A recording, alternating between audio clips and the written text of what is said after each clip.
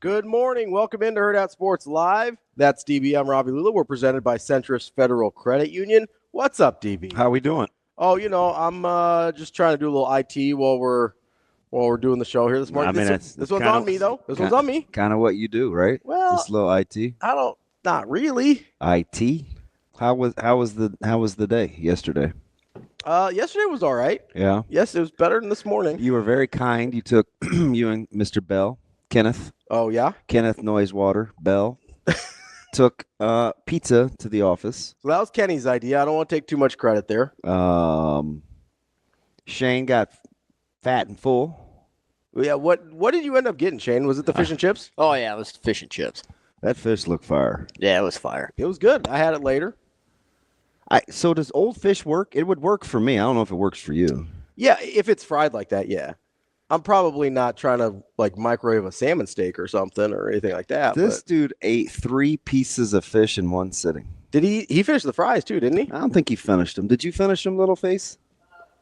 As much as I could. That's a yes.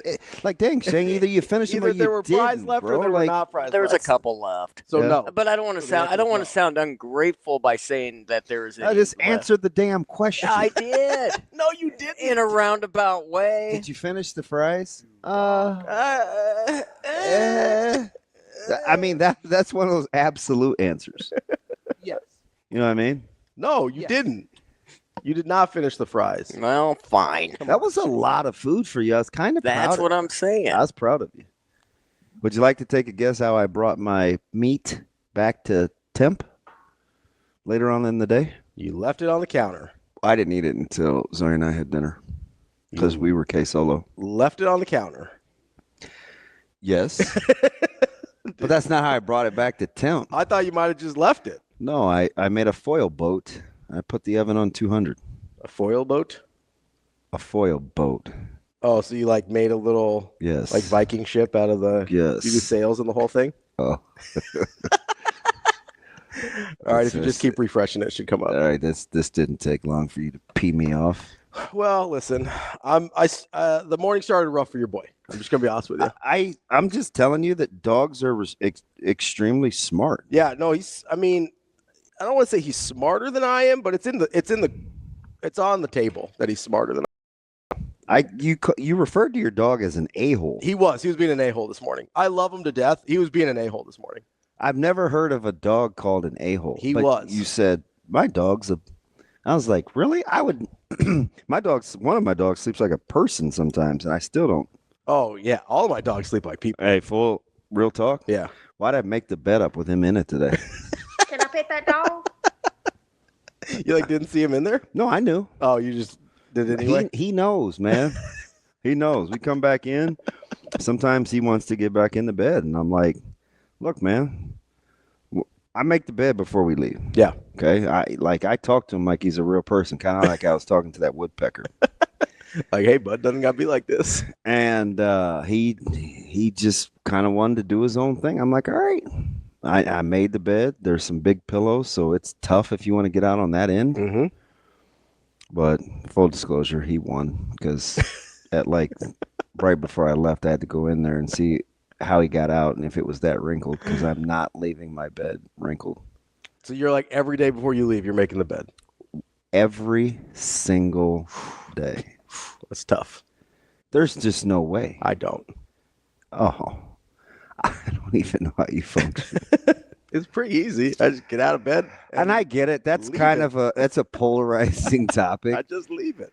I'm getting back in, so I do it. No, man, make the goddamn bed. So Natasha likes the bed made. So sometimes I'll make. She's in bed last, right? Not anymore. Oh yeah, she got a new job. Your mornings are screwed up. Yeah, I'm still trying to figure it out, man. Oh, it's tough. It is. It's tough out here. I know I don't have kids or anything, but when your dog's an a-hole, it does throw a wrench in things. Well, you can say it now. I won't say the word. I know, but you never know when my mom's listening. Oh, that's nice. No, I wish I thought about stuff like that. Well, Although I don't say anything really that would push. You don't say any swear words. Do you say some stuff that could get you in trouble? Yeah, that's true. Are you kidding? Yeah, You know what I decided? So you sent me a TikTok this morning of AI Mike Tomlin. Yeah. I just decided if I ever say anything and some like I get in actual trouble, I'll be like, "Oh, it was AI, man. I didn't do. I don't know." That was kind of funny, man, because he was clapping back at Shannon Sharp. Who deserves to be clapped back at? I can't. I mean, Ravi, I don't have a lot of people to cheer for these days. In terms of like people in the media you like? Yeah, I'm just out on a lot of things and a lot of people. So we're out on Shannon. Oh yeah, Yeah. that started like I told you I predicted his demise. You did. Even though he's probably more popular.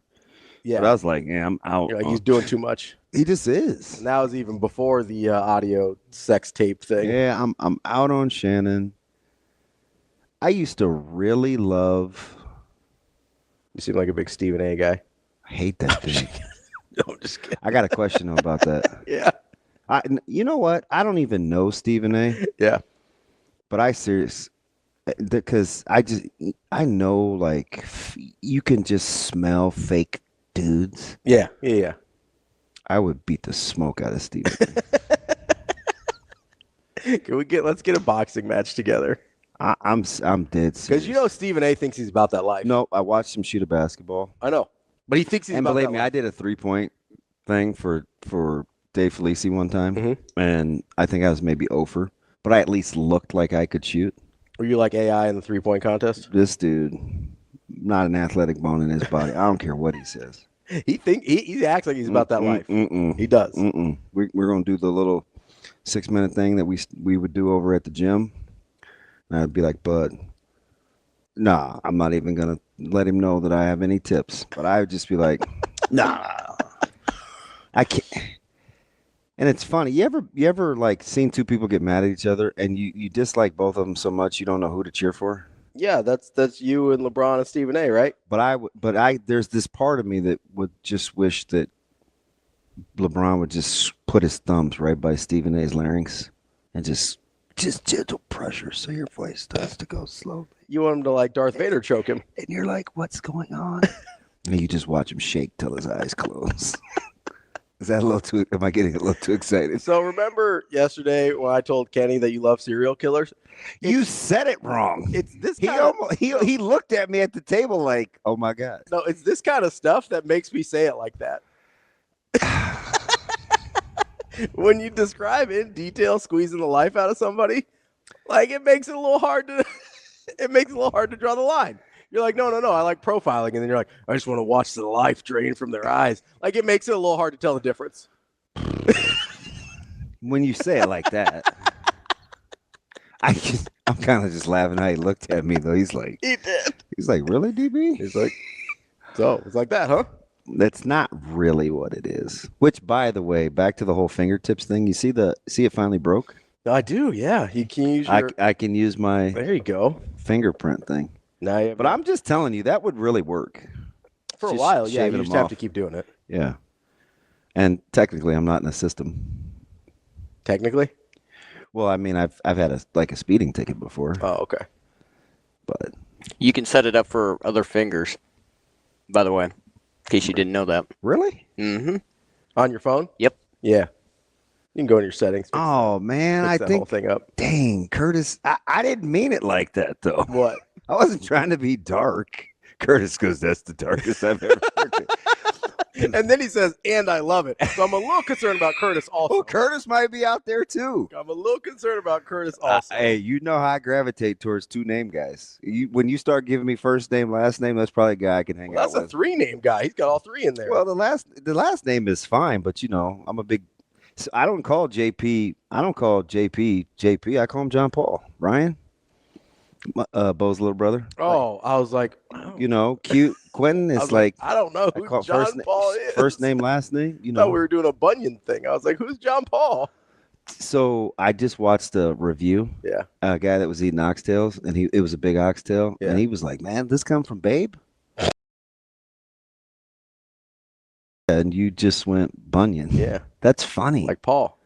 Not as weird as Shea Cotton showing on both of our. I couldn't remember who it was. No, it didn't. No, it just came to me. Okay. Because I wasn't watching anything. I just was. That was the guy that I couldn't find during the show that I wanted to Google, and I was mad during the break. Yeah. Yeah. No, I literally on my For You page that popped up. A story about him popped up like an hour before you sent that to me. Yeah, and I was like, and all I said was the name. I didn't even give you any context. No. You just said, oh, Shea Cotton. That's the guy I couldn't remember. Yeah. You could have been like, well, you forget a lot. I was going to say, you're going to have to narrow that in, DB. But I got to go back to this Stephen A. Smith thing because I don't mean to freak Curtis out, but I do like hand-to-hand combat, and I do like competitive stamina. So sometimes when I can get those things to and I'm not a gun guy. Now this is kind of weird. So just I'm not going dark and weird, but I just think like guns are kind of cowardly and too easy. And I'm not saying it's easy to pull a trigger because I am afraid of a gun. But if I was like mad enough if somebody did something to my family or whatever, like I would not use a gun. Yeah, this is why I say that you're a serial killer, you like serial killers. I'm just not. It would be worse. It would be like. It's because it's not intimate enough. Yeah, but it's not. Intimate is not a word I would use, but it is a word that people that you are accusing me of being would use. Yes.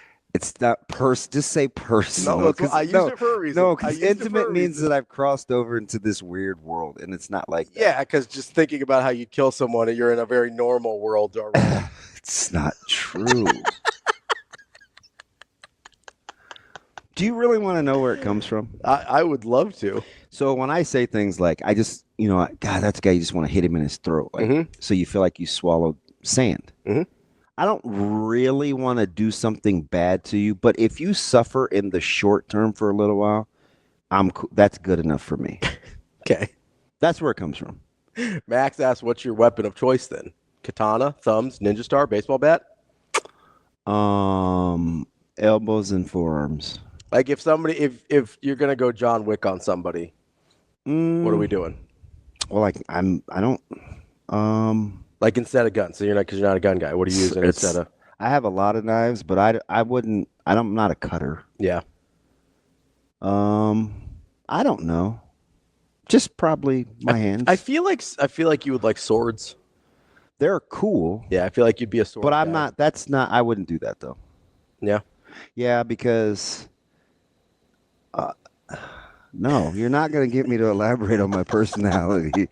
Almost. I'd have been like, I was so close. These dudes would be like, oh my. I was so close. Oh my gosh. Like just fight. Like just your hands. Okay. Just do that.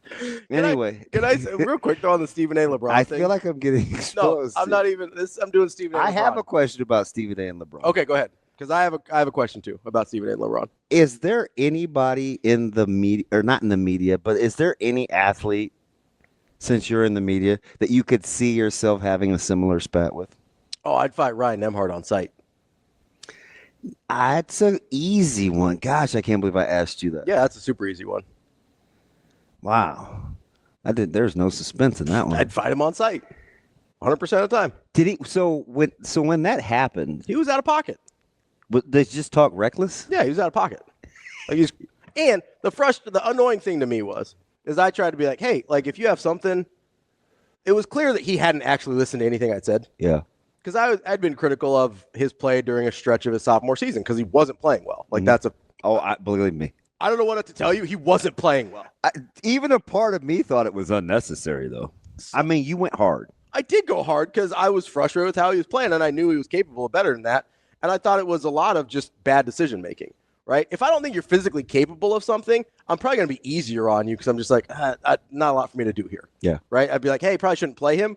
Like Mason Miller. I haven't gone that hard on Mason Miller. I'm just like, hey, probably can't give him minutes anymore. Right? But with Ryan Nemhard, I knew he was capable of more. I thought he was making bad decisions. So that's a whole different thing. But he was playing poorly, so that's where it started. And he obviously had not listened to the context of which I was saying things. And he slides in my DMs at like 4 o'clock in the morning on a Sunday. After a win, by the way. And by the way, he'd waited until he started to play better to slide in the DMs for what it's worth. And this gets better by the second. He hits me with and listen, I don't know anything about Ryan Nemhard. I'm just going to say he doesn't seem like he's about that life. He hits me with you best keep my name out your mouth.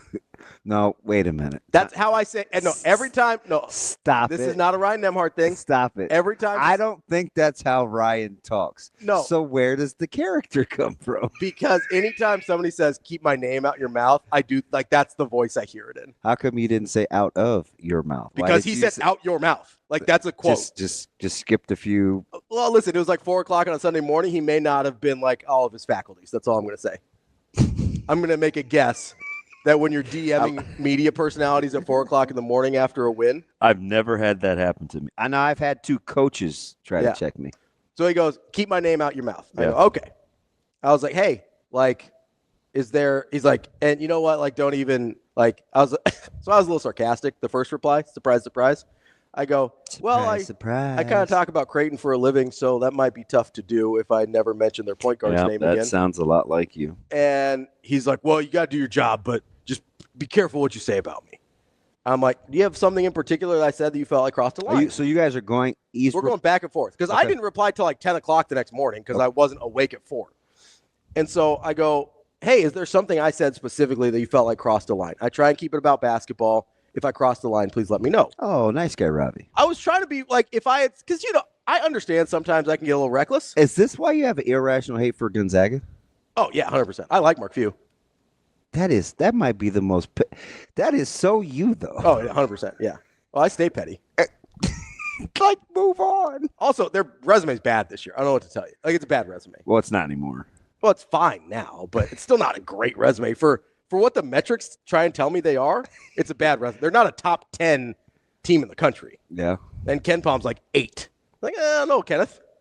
I'm Even trying. the net's like 8. I'm trying to think who in the media did I secretly not in the media, but as a media guy, who have I just secretly not liked? Yeah.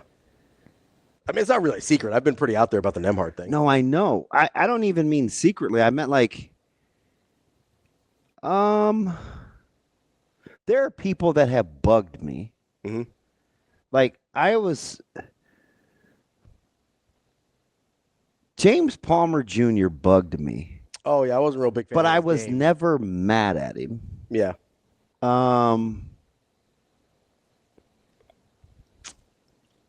I don't know. But like if you go professional, Oh, there's a bunch. There's a bunch of guys you don't like professionally. yeah, they get older and they're a little tougher, a little younger.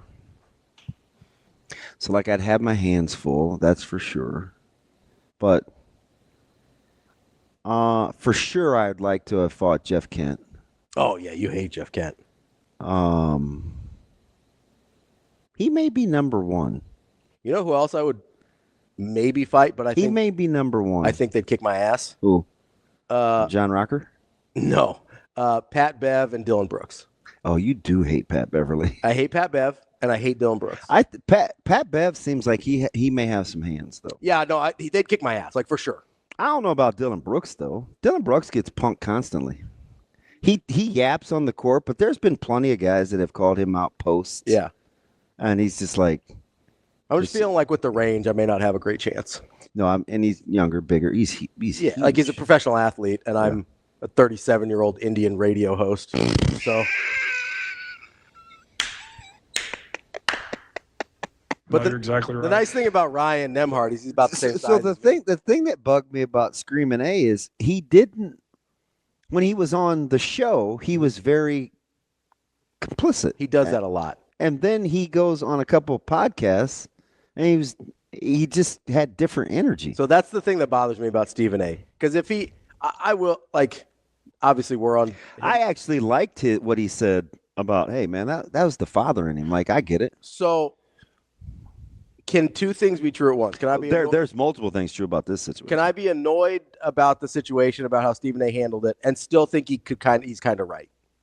Yes, that's me. Because he's kind of right. He is. That's totally me. Like about the whole situation, about understanding where LeBron's coming from. I just hate the fake tough guy thing just drives me crazy. I wish he just kept the same energy all the time. Yeah. Right? If you're going to have that I energy agree. on a podcast. I agree. It is LeBron's fault, and LeBron is crying about it. Yeah. Like he brought this. But he did understand that he's just talking as a father. as a dad. Yeah. Which I also, like, I don't get as a father, but Yeah. I get as wanting to be protective of your child. Mm-hmm. But Your Well, child that's needs. the hardest thing about doing radio during the whole. Oh yeah, Yeah, it's hard. and I get it's just really hard for LeBron's situation because he wants to be protective as a father, and he's the one who's put his son in this position. Yeah. Right? If he doesn't push for this, we're not having these conversations about Bronny. So it's his fault, and he's trying to protect it from this thing that is his fault. Now, maybe LeBron actually thought Bronny was better than he is. Like, that's possible, right? Gets a little blinded by his love, and he's like, oh, man, Bronny's actually pretty good. Or maybe he's just a bad talent evaluator because he thought Shabazz Napier was a guy. Like, I don't know. Like all of those things are possible.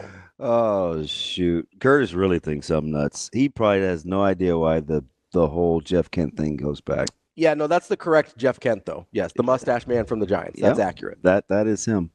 So it was a very eventful day. Yeah. Spent a lot of time with just my daughter, who's hilarious. Zomer. Yep. We watched once the game started to be blowout, she wanted to watch movies. Okay. So I watched Shrek again. I forgot how good Shrek was. The original? Yeah. Yeah, the original's funny. Yeah, if you hate on Shrek, you probably need a different No, life. I listen, I don't really love kids movies or animated movies. Shrek's funny. I watched the seedings roll out for Nationals wrestling. Got a number 1 for Nebraska. Yeah, Rock Hardy, I right? know I'm not in your wheelhouse, but I have some questions. I try and pay attention. I'm trying to figure out how Caleb Smith got a goddamn 8.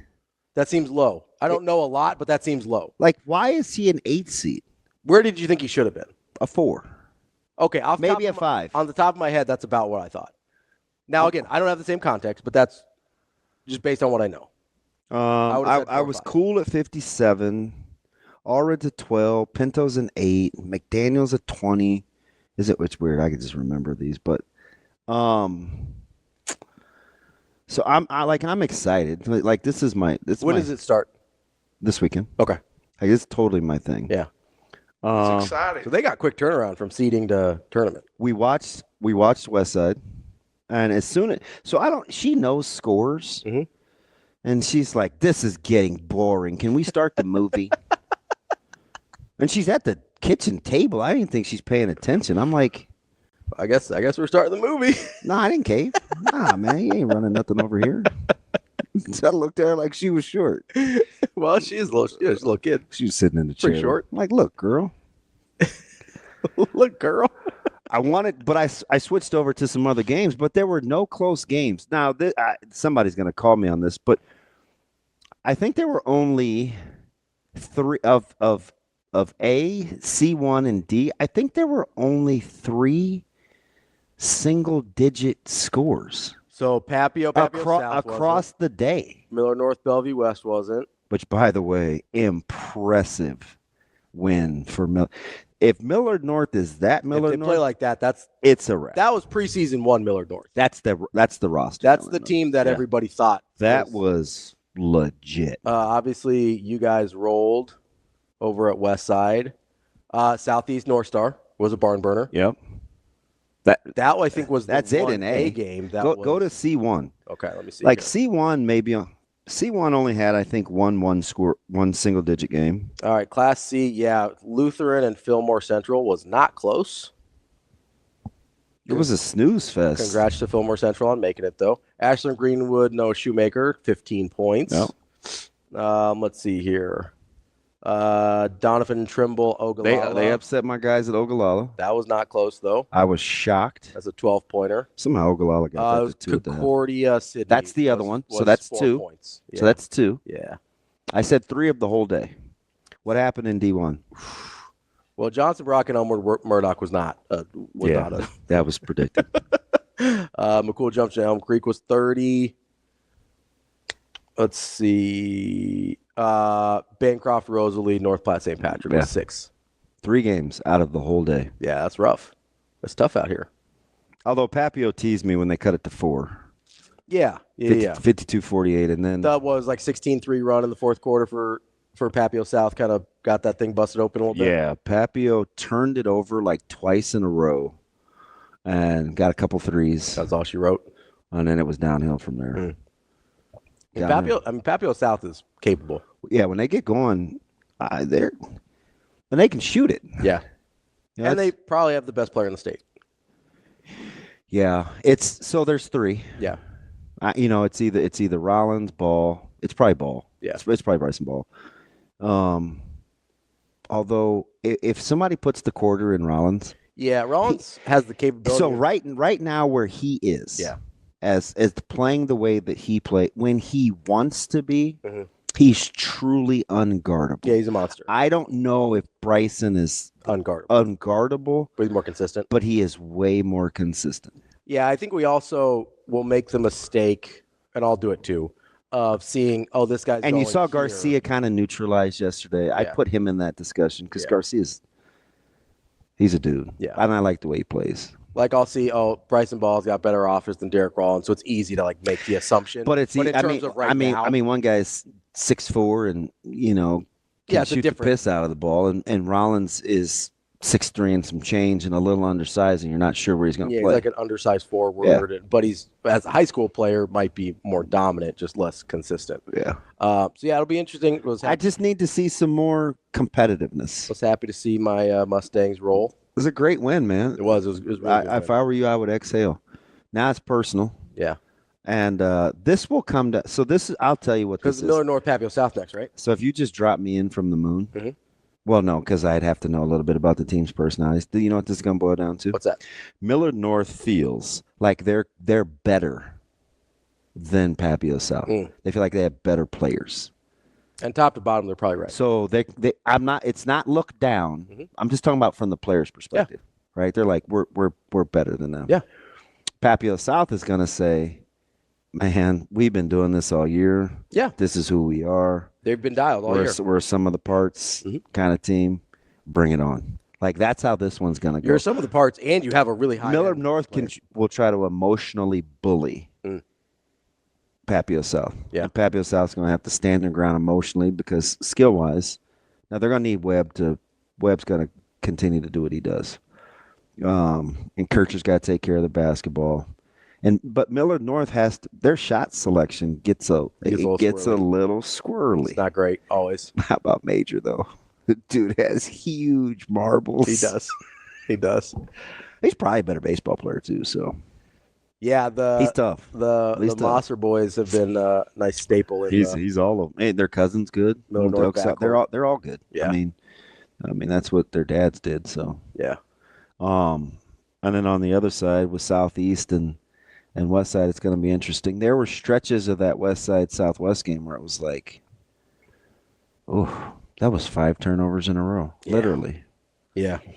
Free throw shooting.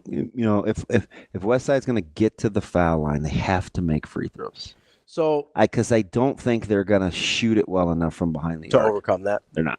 Yeah, I mean they're not going to. It's just not a good 3-point shooting team, but they're big. Mm-hmm. They're long.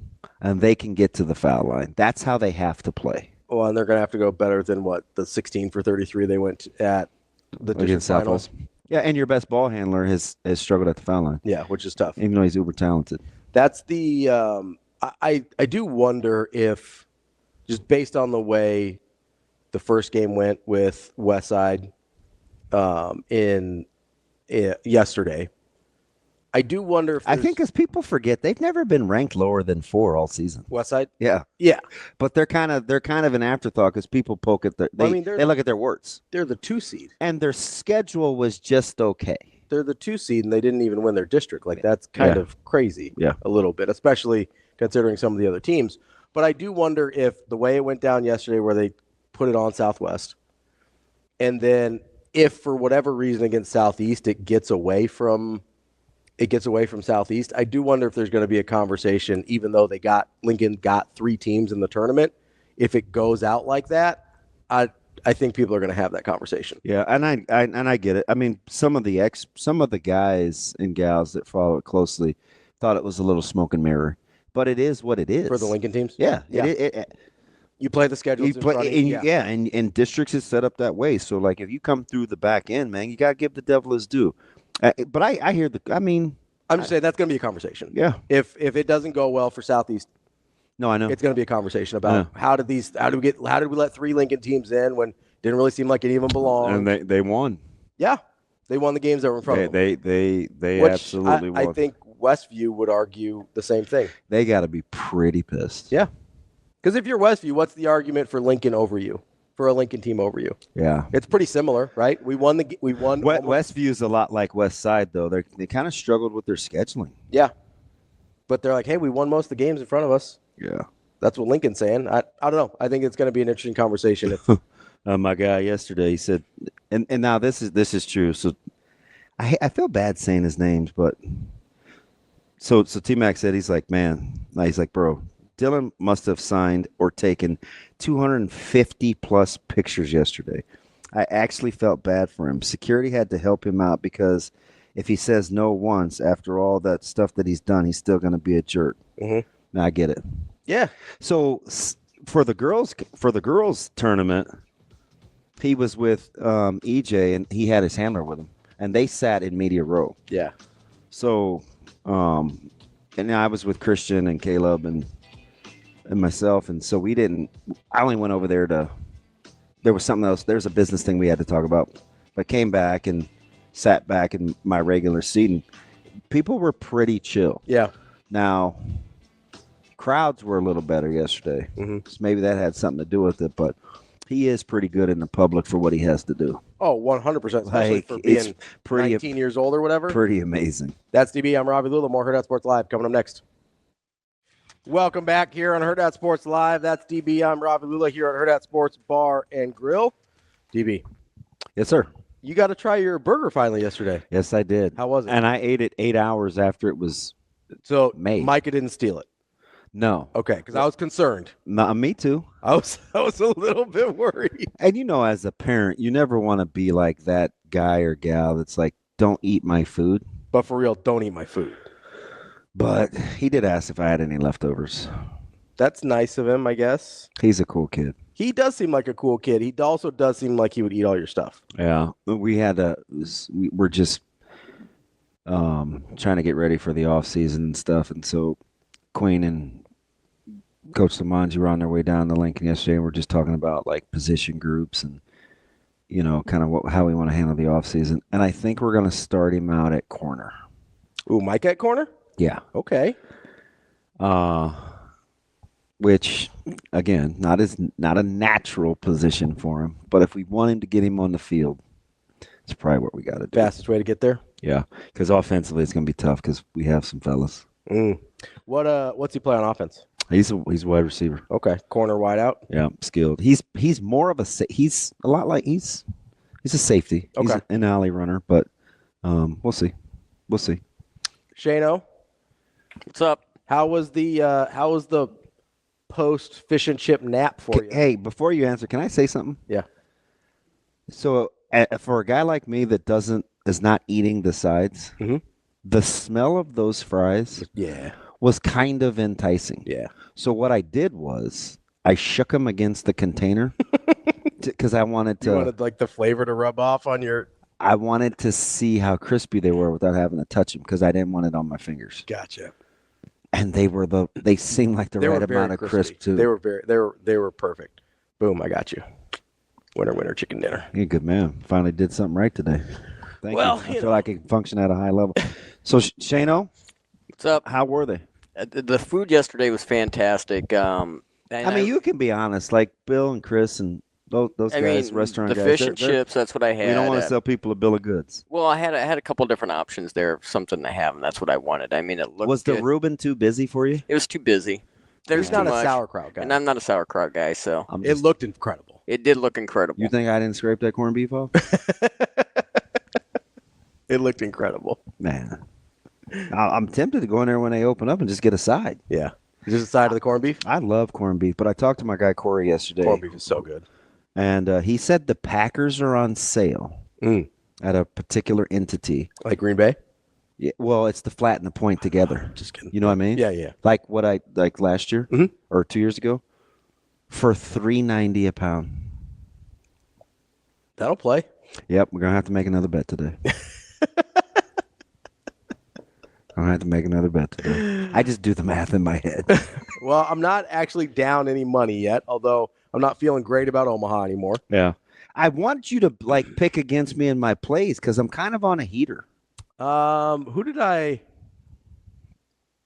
see? I feel another one of these runs coming. You could have got me on St. Mary's the other day. How about how I told you that Georgetown should, but I won't because of the line movement. Yeah, but I still figured they should win. But I'm like, yeah, I'd like them. I'd get off. Yeah, I gave your boy TK an outright underdog winner. Which one was that? Texas. Oh yeah. You did talk about because he's on something. I don't know what he's doing. Mm-hmm. But, like, if he picks an underdog winner, like outright winner, he gets, like, some fat bonus. Really? Yeah. This dude's talking about paying off student loans. I'm like, damn, TK, go get him, fella. I joke with Ravi about $5 or $10. Go get those loans, killer. How many? How many units we putting on that thing, TK? Well, you know, TK's nuts. That dude's certifiable. So, Shane, I got to get back as we're looking at the fish commercial. That breading looked fantastic. Because full disclosure, you guys out here listening, I know sometimes we talk about food, but I really like this. I really love Hurrdat Sports Bar's food. Like, I put my money where my mouth is. Right? Mm-hmm. I eat here. Mm-hmm. How long did we Google breading for 2 days? For 2 days. Oh, it was like every break for like 2 days. Trying to figure out cornmeal versus wet versus beer batter. We hadn't seen the fish and chips breading. Hey, what kind do you like? And, you know, Shane's not really a foodie, so he needs pictures. Yeah. And what's the official version that we have? You like wet batter, but you don't like it overly battery. Right. Because you don't like it super thick with 2 C's. Well, the funny thing is I ran into Shane and Megan Thee Stallion. But he does like that thing wet. I ran into a buddy. Bust that dude in half. Well, I might give that a try, but Shane, don't do Don't do it. I ran into a friend of mine after I left here, and I showed him a picture of what I had for food here, and I was like, and I told him that was wet batter, and he's like, well, what does that mean? So I had to get my teaching game on and tell him the difference between the wet. I and the felt dry. like you were messing with me because that took like 20 minutes. Well, I didn't know, Okay, that's fair. And you don't cook either. and I don't cook. Yeah. So I wouldn't have been able to identify the different. Like I wouldn't have been able to identify wet versus dry, but I could tell you what I liked. Yeah. And that's why I needed to pick. I was like, well, let's do it on. Let's just find the images. Because I'm a tempura batter guy. Yeah. So that kind of fits, although tempura can be pretty thick. Yeah, I don't like a thick batter no matter what. I want it to be a pretty thin batter. But it was good here. It's because it's the wet batter here, right? Yeah. Yeah, it was pretty good. I would guess it's beer battered. Yeah, I think so. I would use club soda. No. But the same desired outcome. Yeah. I like the smooth. And Shane, you ate all 3 pieces. Yeah, I mean it was a pretty good healthy of a. But as we portion. learned, he did not eat all the fries. But I didn't. I couldn't. Despite it was too much. Despite his consternation. Yes or no to the sleep?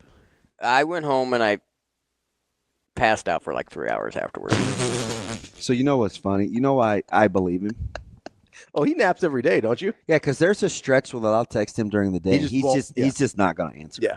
Mid-afternoon, he's not answering it. And I'm like, I don't understand, though. What do you mean? Like every day you need a nap? Yeah, every day I need. Well, not like on Saturday, Sunday, but every day we do That's because you don't get out of bed till 11. Yeah. That's incredible. Like you're 50. I know. And it's great. Our I love the nap. guy RP makes a very good point.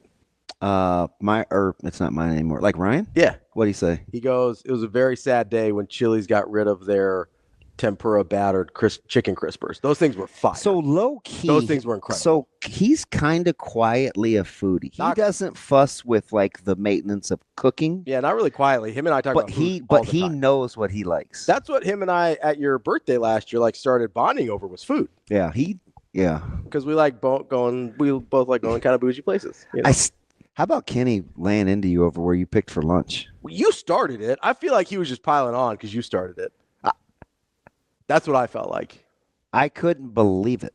I mean, listen, I was just in the area. It wasn't my go-to choice for lunch. If you're spending $40 for lunch, time out. You can't let yourself off the hook because you decided not to. You are in a place that has the potential to serve a $40 lunch. Okay, can I explain though? Let me explain myself. So the only time I've been in that establishment, hold on. There's 15 restaurants in that proximity. There are, and I made a bad choice. I'm owning that. I made 15. A bad choice. I understand that. You know why I parked there? Or you know why I went there? It's because that's the easiest place to park. Because there's the lot right behind it. Weird. I mean, guys, paying for convenience. That's what you guys do. Well, no, listen. So the only time I'd been to that I'd have been establishment, walking from across the street. That's what I would do. you pull a Jay Moore, be like, I can walk from here. Sorry, I don't know if that story's public or not. Damn. My man didn't want to pay for an Uber, so he went walk. Well, it was 40 minutes till he could get it. Oh, that's okay. He didn't want to wait for the Uber. Hey, shout out Jay Moore. Sorry, bud. Sorry, Jay. I didn't mean to have you catch a stray there. Listen, I don't know you personally, but you were a 49er, so I love you. One of the few that's left. Sorry. They might have to sign him, honestly. Like, Sorry about that. they're out of guys. There's like, oh no, we don't need anybody to rush the passer. How It's about fine. the Eagles? I don't. But care. go ahead. I can finish the story. I don't care about the Eagles at all. They got decimated. I don't even remember what I was talking about. You're talking about why you're trying to make why I was there. excuses No. for why you would entertain that fiscal commitment. So I wasn't. I didn't know I was entertaining that fiscal commitment. Here's the only time I'd been to that establishment in the last decade was during a happy hour situation where the prices were very reasonable. Okay. We're talking under $10 for the happy hour items. So I was like, okay, this must be. I bet they've got a very reasonable lunch menu if that's what the happy hour prices. Do a lot of people go there for lunch? No, there was not a soul. in there. It doesn't seem like a lunch spot. I didn't know though. I've been there once in a decade. I have no idea. Okay. So I'm going, and there's a lot of retail places around there. So I don't know if people that are workers would go stop in for lunch. Like I didn't know. Mhm. So my thought was, okay, reasonable happy hour menu, probably a reasonable lunch menu. That was not the case. I found out very quickly. Now I did end up ordering off the lunch menu and not the $40 fish and chips because I was like, that's highway robbery. And there's no fish and chips in the world. So what'd you end up paying for said lunch? $22. See, I wasn't excited about it, man. Like I wasn't happy. And you said yesterday that the fish and chips didn't come with the alcoholic drink of any Nothing. sort. No, It nothing. came with. Oh yeah, the 10% discount. Yeah. Which, by the way, Shane, thanks for that plug. Come get the DB burger. Yeah. It helps everybody out, Yeah. i.e. me. But also, if you use the code DB, Yeah, the promo code is DB. You 10% off. You get 10% your food off. only. And it is a burger, a sausage patty, bacon, cheddar cheese, spicy mayo. My man stays proteined up. Man, I built that thing with the kitchen. How cool is that dude? Yeah. I'm telling you, he's a real one. Yeah. They're all cool back there. Mm-hmm. We're all just sitting out here, you, me, and Kenny Bell, which I'll be honest, is like a very surreal situation for me. So he's different than people think. He's a super cool dude. He his social Twitter and stuff. He gets into it because he has his beliefs. Yeah, he's like very principled. But he cheers for people. Yeah. He seems like a really good He dude. cheers for people. And like brought pizza back to the office yesterday, which was cool of him. Like, you think I'm bad? He literally said, "Why be mean?" I'm like, yeah. Like, you have options. You don't have to be mean to people. Yeah. I know that was like foreign to you. Well, the other thing he said, which is what I resonate a little bit more with, is he goes, yeah, people always say, hey, it doesn't cost anything to be nice. It doesn't cost anything to be mean either. Although he picked a different word. Yeah. It was what my dog was being this morning. Yeah. And that did cost me. Being an a-hole is free too. Man. Doug certainly thought so. Running around the backyard like he pays rent. There's only one Doug. You shouldn't have named him after him. I didn't. I named him after Douglas County. Omaha guy. Yeah, I don't believe that. No, I really did. thought it would be.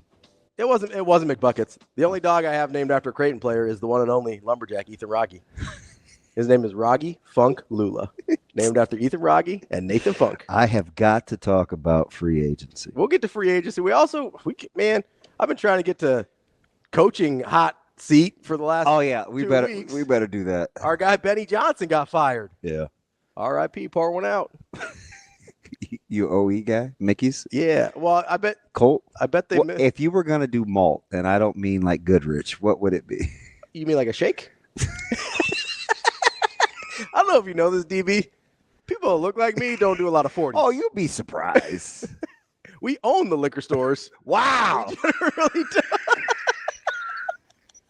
Dude, there's a ton of Indian people that own liquor stores. It's So a thing. what are you pouring one out? Oh, I get a it. milkshake or what? Is that what you're saying? I've been to several Seen some marts. establishments. Yeah, you know the one I want to say. You told me it was Russian. I was like, well, why are they hiring you guys? Somebody's got to work the counter, man. Damn. Oh, Listen, Shane just got nervous. It's going to be okay. we're hard workers. It's going to be okay. We work our way up in the establishment. So, without knowing anything, Colt, OE, Mickey's. Oh, he's Old English? Yes, Ravi. I'm just trying to clarify here. I want to know what I'm getting into. There's Magnum, Okay. and I don't mean the prophylactic. Oh, like Magnum PI? Tom Selleck? What? I don't. That's something. Definitely anti-prophylactic. He's a heartthrob. I'm just speculating. You big Tom Selleck guy over here, apparently. No. The mustache that does it for DB. Really? Shane? So you're a big Ferrari guy? Yeah. Go to break. We're back here on Hurrdat Sports Live. DB actually returned, which I appreciate. Even though I was being mean to him, I apologize. No, you got issues, man. How'd you keep friends? It's a small group. It's a tight circle. Man. We're all mean to each other. Or as Coach Lamanji would say, some have a circle, he's got a dime. I've got circle is just like a bunch of points plotted together, right? That I've just got like one or two of those points. I've got really more of like a triangle of friends than a circle of friends. Yeah. We're way behind in the comments section too. It's just some grade A tomfoolery going on. It is, which is what I kind of appreciate. I'm riding with KP though to start with because $22 for lunch is extortion. Listen, I wasn't excited about it. I wasn't happy about what happened. You can see the prices. Don't act like it's snuck up on you. No, okay. So once I got in there, what am I supposed to do? Just leave? Yes. Do you know how many places I've walked out of? I wasn't going to do that. And not because it could be anything, but you're paying. If you want to get up and bounce, bounce. I didn't think anywhere else was going to be that much cheaper of my options there. Is this your first time in Omaha? Do you know where you were? Yeah, I know where I was. In that area, what are my other options that are going to be cheaper there? Well, I'm not giving out free advertising, but there's two that come to mind right away. Well, we can talk later. I'm just saying, I didn't think anything else was going to be that much cheaper. Are you like PCP, Angel Dust? Just go across the street where normal people eat. And it might be a little fast foody for you, but it is significantly cheaper. Well, I didn't want to leave the complex. And have to come back in. See, then you earn paying $22 for lunch. Why you always gotta be mean to me, DB? I'm a realist. Which, by the way, oh my gosh, if we didn't open up Pandora's box about basketball, yeah, I had 2 donors of substance. Woo. From Nebraska Basketball. Yeah, my number is blank blank blank blank blank blank blank blank blank blank blank. Mm-hmm. Didn't say give me yours, but I felt compelled. I was like, all right. Yeah, dude just went in. About what? Just out on hoops and wanted to let me know why. And then told me he bet I was sorry that I engaged. I'm not sorry. It was just informative. So some big money boosters out on how the team's being managed. Is that my understanding? Just did not like how the conversations were being framed this week. Let's just say other that. people. Yeah, I think it started with Shafe and then me and you and going back and forth and yeah. So here's where I'm trying to land the plane here. So the NIL commitment is there or is not there? Is. Okay. Is. For the right. But I've said that though. Right. No, but so I'm trying to make sure when we're talking boosters, I want to make sure I know what I'm talking about. Yeah. The NIL commitment is there. And by the way, I blame. Got to find the right guy. Since I'm just calling people out, I blame AC on this one. Why? Well, he started it. Oh yeah. I still need to hang out with him. I think I'm gonna like him. Dude, he's a smart dude. Yeah. He's funny too. I just want to hang out with Kobe. As if I'm getting soft. Why, Kobe? I just talked about. They made fun of me for talking about killing people, and now I'm soft again. I don't know. You're a complex individual, DB. Kobe, I'm not. And why not Hoiberg? He's just laughing, but I like him anyway. So he's laughing because Amazing Daniel goes, being an a-hole can be profitable, honestly, and Travis goes, it's fun too. So Travis, that's like no joke though. That's kind of Travis's personality. Travis is like my guy. We're very similar. He get off a scud, and then Yeah. he'll go toe to toe. I got at Amazing Daniel yesterday, and he hit me with a touche. I mean, real quick too. I said, blah blah blah blah blah blah blah blah blah, and he goes, "I could say the same to you." And I was like, "Ooh, damn, burn." But I got out of it. To answer your question, though, if I'm pouring out a 40. Yes. You're back to the 40s? Yeah, well, because Daniel was talking about it. He was talking about how they used to drink Old English because they were trying to be hard. And In the mean streets of Fremont? And because what are we talking about, AD? And because it was $1.99 for a 40 is what he said. That was the thing. So I'd probably go Colt 45. Just because it's pop. Because you hear it in the song. Like blaxploitation. Colt 45 and 2 zigzag. Baby, that's all we need. We can go to the park after dark. I'm not gonna sing the rest of it because it might please don't encourage some things. Although we're on the internet now, I can say whatever I want. And you have. I could sing that song word for word. I may not have a job, but it'll be Bill's decision, not the FCC's. I'm getting a bad rap. I did not. I'm not even going back to it. What? It's just the famous. I haven't been able to shake it for 15 years. Oh, 18 years. Yeah. I did not say kilt. That's Kugler's fault. It's right? actually Shane's for regurgitating it. Oh, a lot of it is Shane's fault. I did not say, but that's how long Fred Hoiberg has been around. Yeah, that's back in the day. He's a cool dude, man. I was doing a remote one time. He popped out. Yeah. I put a face with the name. That's the funny thing. So Jason in our chat here who chimes in. JG? Yeah. Yeah. I actually know him. I like that dude. Yeah, he's cool. Yeah, I kind of like that dude. So I was talking to him. He was at our client appreciation thing last week. Cool dude. Did I miss him? Or was I sitting in the corner? I think he said he met you, but you probably didn't stop for a long time. Depends. You kept it pushing. You just keep moving. Yeah. It's tough on your little boy. Muhammad Ali, float like a butterfly, sting like a bee, just in and out. But no. So it's funny because I know him. I've talked to him quite a bit. And it never registers with me. Like when I look at the names here, they're just names on a screen. Mm-hmm. And I sometimes know the people, and it takes a minute to realize, I actually know you outside of here. Some of my very good friends I met online. Yeah. So I'm not you and Natasha. I can get married. But Tinder, baby. I was just getting ready to use Ryan as an example, and now I feel awkward. No, it wasn't a swipe. I just was just people that I've met over time that are still in my life that are important. Yeah. They're it's just weird when you do this job. Yeah. It's super weird. It's really strange, especially because sometimes then you'll meet them in public and they'll be like, oh, I'm, and they've got these weird names, right? It's like, I'm douche nozzle 69. And it's like, oh, hey, what's up? I remember a long time ago, I would be at a speaking event or something, and somebody go, hey, front runner. And I'm like, man, damn. And I'd have to eat it. What's funny? I'm like, hey, what's that? You hate front runners. That's why I picked the name. It's just ironic? Yeah. Okay. Yeah, it was. I told that to everybody. I pick what I hate. That's odd. I'm surprised you didn't pick LeBron James. No, I'd have picked LeBron. Lucky for you guys. LeBron. Yes. So I got to go back to this basketball thing. Yeah. So I'm having these conversations, and I love the guys, both actually. And so we're just kind of talking back and forth.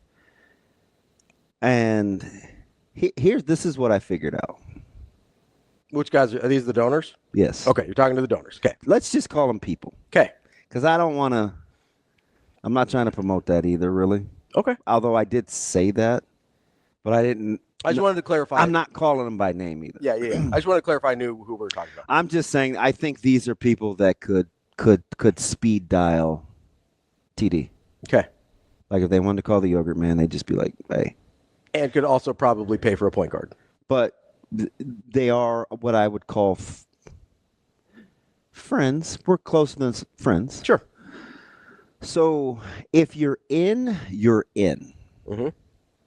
If you're out, you're out. With these two guys? Yeah. Okay. That's kind of how, because it was two vastly different vantage points. So they're like me. If I'm out on you, I'm out. Like, no, what I'm saying is two guys, vastly different vantage points. okay. One all in. Oh, gotcha. Okay. One all out. On the program. Yep. Okay. And so Been too long with Hoiberg, doesn't like where it's going. So that was kind of the thing. Yeah. So and this is not. So I think the longevity of being average is the number one sticking point. Yeah, I get that. That's what. So that was kind of my synopsis. It isn't any one thing. It's just the time. Been a long time. Haven't had that great results. Yep. Talking about one NCAA tournament appearance in 6 years? Yeah. It's not great. So, but let's say somebody else may say they may be more along the lines of, hey, maybe it is about a change of a hire, or maybe you have a philosophical shift. Mm-hmm. Because I think with Coach Hoiberg, if you really, really dig into the success and kind of what has worked, whether it was Iowa State or anywhere else, there were some common denominators. Mm-hmm. And I think it's what he tried to replicate with Abdul Masih. Right? He inherited Otzelberger from Mac. Right? Really good coach, really good talent evaluator, really good recruiter. So, right? That's I'm people can't see because it's bad digital. I'm nodding. I don't know why you got me totally off my game this morning with the Tom Selleck thing. Some people say, "Oh, what are you insecure about, DB?" And it's like, "No, I'm not insecure. Just can't believe you said it out loud." It was just out of pocket. Yeah. Oh, weird. It always is. You like Ferraris? Oh, That was him. I didn't say the Ferrari. no, thing. he's an idiot. I don't buy Bushin. I'm glad this screen froze because it can't see what I'm doing right now. Well, the F40 Ferrari is legit, But that wasn't what he drove. conversely, somebody else may say, "Hey, I like this, this, and this." Totally cut up the Schaefer interview. Could eat the meat, spit out the bones. Some say don't throw the baby out with the bathwater. But when they talk about, hey, if you want to move to an offensive game and this is kind of his personality and this is what he likes to do, I could see this happening with these kinds of guys.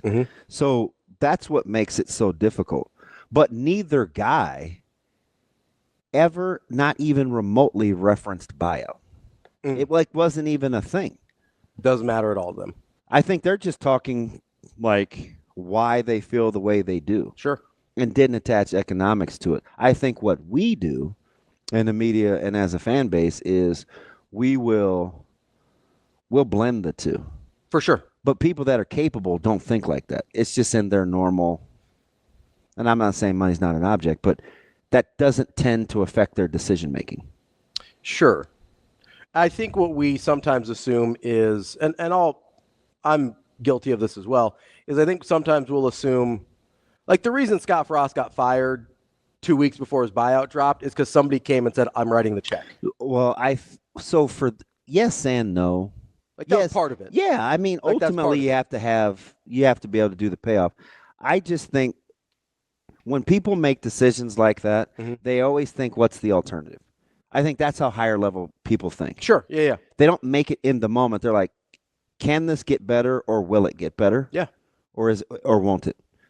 That was the ultimate death nail for Frost. Sure. Like they just didn't see it. Like there's no sense in slow bleeding. But I would argue that if they didn't have someone willing to make up the difference, that maybe it doesn't get done in that moment. Yeah. Like it gets done, but maybe not in that moment. Unless you're just that. Like, unless it's just that jarring. Sure. Which losing to an FCS team for the first time kind of is.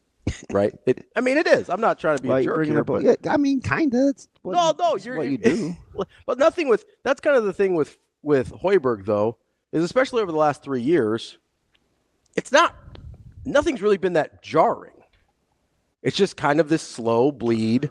Let me ask you something. And this wavering back and forth between looking like a pretty good team and looking mediocre. Let me ask you something. If Coach Hoiberg would have had some missteps through media or didn't have such a high Q rating like as a person, do you think we would feel different? 100%. We always do. The degree to which we like someone dramatically affects how we review or how we perceive their job performance. I hope not. That's true, though. Now, this is a strong word, and don't take offense to it. But like, what have I always tried to teach you? Right? It's like, take emotion out of it when you listen to someone. Sure. Because that's how you can really make a good decision. Correct. I'm not saying it's a positive quality that we have, but it is a real thing.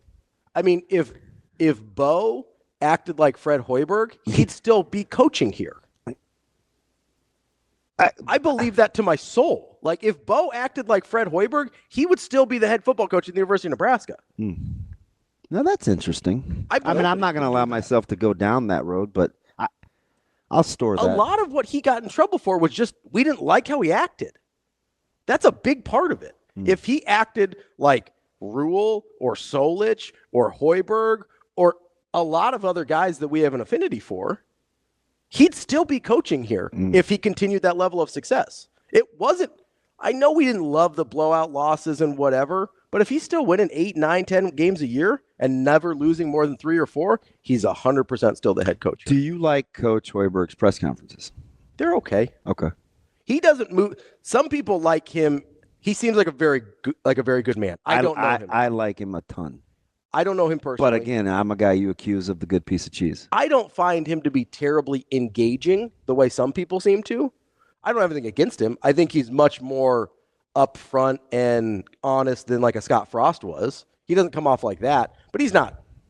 This is not probably a fair measure to judge him by, but he's not Rule or anything when he's up there. Like, I don't get that level of like charisma from Hoiberg when he's up there. I don't find him super engaging, but I don't mind him. I think he tells us, I think he's honest for the most part. And I don't think he's intentionally dishonest, I should say that. And I think he tells us a decent amount of stuff. He comes off pretty dry to me. I don't find him super, like, he doesn't really grab me while he's talking. He just kind of seems a little bland is probably the word I would use. But he seems like a good man. And from everything I've heard, he is. So, like, I don't have a problem with him as a person. I just don't go out of my way to, like, hang on every word that he says. Is he out of reboots? Oh, yeah, he's got to be. He's got to be. He hasn't had any, like, no era of, like, so we're at 2 different versions right now, right? And you're talking about going to a third?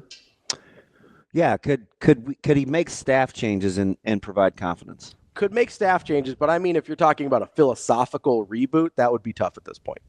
He can make some changes and improvements. But timeout. But you proposed the philosophical reboot. Yeah, I mean, I think that's probably what's necessary because I don't think what's happening right now, and I don't even know if it's a philosophical reboot. I need a philosophical focusing. I need him to figure out what he wants to be and recruit to that. That to me is not necessarily. Is he supposed to tell you? No. What if he told you? I think I would see it, and I haven't seen it. Okay. I don't need him to say it out loud. If he wants to, sure. It's given me some. Now this is different, and people, you got to be mature enough to handle this. I'm not saying that he's Mike Riley, but what I'm saying with regards to their personality in their delivery, I thought Riley could have had a chance if he would have made some concessions early about what was really going on. Oh, sure. Sure. I thought Bo could have had a chance if he would have made some concessions about what was really going on, whatever it is. I'm more there with Riley than I am with Bo, but that's fine. Could Coach Hoiberg, if he told you like what he was really thinking, whatever it is, would that help you? Maybe. I did find it really refreshing yesterday. Because right now, that's what you're hanging on to for Coach Rule. Oh, yeah, for sure. He's pretty forthright. He's pretty candid. And I told you. And we're much earlier in the process. I told you this. And I'm telling everybody this. What he's done is also so you can hold him accountable. Yeah, which I appreciate. I said with all these additions, he's taking all the guesswork out of it. He's gotten almost everything he's wanted. Yeah. Almost everything he's needed. Which means he's corrected on the fly. There are really no real built-in, there's no excuses left. And I think that's the way he wants it. And that's what I appreciate about him. So, on the other hand, is that what you're looking for when people? I don't need it. I like it. Like, that's what takes it from what I need is to not have Amazing Daniel puts it well. He doesn't blame or deflect a lot, and we tend to appreciate that. Yes, that's correct. Okay. I need people to take responsibility and not blame or deflect or complain. Like, You're a big nose BCD guy. I need that. I don't need you to tell me all the things Coach Rule does. I really love it, but I don't need it. So Hoiberg's in between, right? Frost would be down here, a lot of blaming, a lot of deflecting. Hoiberg's in the middle, no blaming, no deflecting, but doesn't give us the extra. Rule's up here where he gives me everything I want, right? It's probably smarter to live where Hoiberg does because you do have some wiggle room. Coach Rule doesn't give himself any wiggle room, and that's what I love. He puts it out there, and he says, this is what we're trying to do. This is how we're trying to do it, and it's going to work. I love that about Coach Rule. Now, if we're in year 6 and it's still 7-6, I'm going to like it a lot less. That's a big difference, right? Yeah. Like, we're 6 years into not getting great results with Fred Hoiberg. You have 1 year where Does it seem that long? No, it doesn't. The COVID year throws things off a little bit because it feels like a non-year. 6 was used quite a bit yesterday. Yeah, and it was super engaged. This went on throughout the course of the day. Shafe's been on like in his mentions. Oh, he's getting crushed for like the last 2 days since he came on the show. He's getting crushed, and I appreciate him engaging, and he keeps talking to people about it. But this has been a real thing for the last few days, like in a pretty serious way. Yeah, and I understand people that are just like, you know what, I'm over it with Hoiberg. I don't have a problem with them giving him more time. I do think if you're talking about a philosophical reboot as opposed to a philosophical focusing, which maybe we're splitting hairs there, I do think we're kind of late in the process for another, like, hitting the reset button. I think we're pretty deep at this point because you haven't had enough success to justify, hey, just getting the grace. Like, just trust me, right? He hasn't had that level of success. He's still in the, oh, look, I turned it around after year 3. That's sort of the grace he's been living on. And I think it's really hard to continue to sell that if he has to hit the reset button again. Yeah. That's tough. That's a lot. Just trying to process. And I mean, I'm reading these comments. Mm-hmm. They're I don't know if this is the silent. It's not the silent minority, because for each facet that we're seeing here, I mean, what are we going to stream by the end of the morning? 10, 11,000? Yeah, probably. I feel like it represents. There's a section of the population and fan base that each of these comments represents. Yep. 100%. Yep. Like when Kobe says, if we were a serious That's program, the one I was just getting ready to say. Yeah, like if he goes, if we were a serious program, Fred would be fired for the season. He's had 6 years. So I heard that yesterday. There's a bunch of people that believe that. But then conversely, it's like. Then you've got Travis. I think there's a section of the population. This goes, I lean more with Shafe's opinion. Nebrasketball, I tend to separate first 3 years from second 3 years, and it's essentially a new team. Yeah. There's a lot of people there too. Yeah. And the critics will come back and say, "Hey, you can't arbitrarily point the timeline." And I was like, but in my head, and I'm so yesterday was just about fact finding. I don't think it's arbitrary because I didn't start it, right? So I'm just listening, Mm-hmm. and I think the reason, and part of it is a skill, right? Because I'm fact finding so I can be more informed. I'm not interested in being right because I don't. You didn't really have a stake in this to start. Exactly. Yeah. Thank you. That's an easy way to. So I'm just listening and seeing. Okay, how does this fit? Yeah, what can I use? What am I vibing with? But I do think it's interesting how sometimes it's okay to pick a starting point. Mm-hmm. And for other people, it isn't. Because what has year 2 meant, or year 3 meant, or year 1, or not a year? This isn't really year 1, it's year 0. Mm-hmm. Some coaches have made a living reframing the timeline. Yep. And the fan bases, and this isn't a Nebraska thing. We heard it with Dabo. Stoops was the master of it when he reset his staff twice and got away with it. We heard Fleck talk about year 0 and not year 1.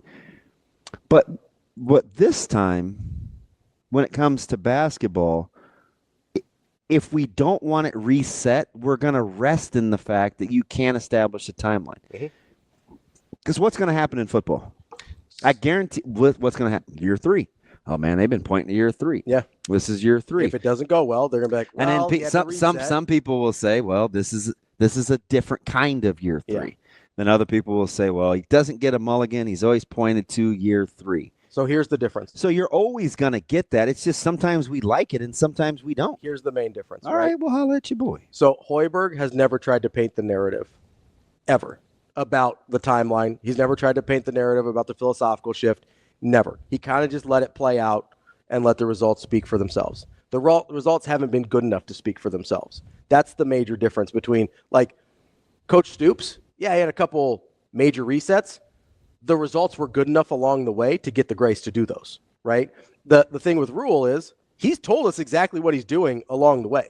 And the reason he's going to have a hard time reframing, or people would have a hard, because I don't think he would, but I think other people would have a hard time reframing this as not a true year 3, is because he still talked about year 3 after the changes, right? Since the changes have been made. Yeah, he's doubled down. Yeah, he's not in on the victim. Yeah, he's not building an alibi. Yes.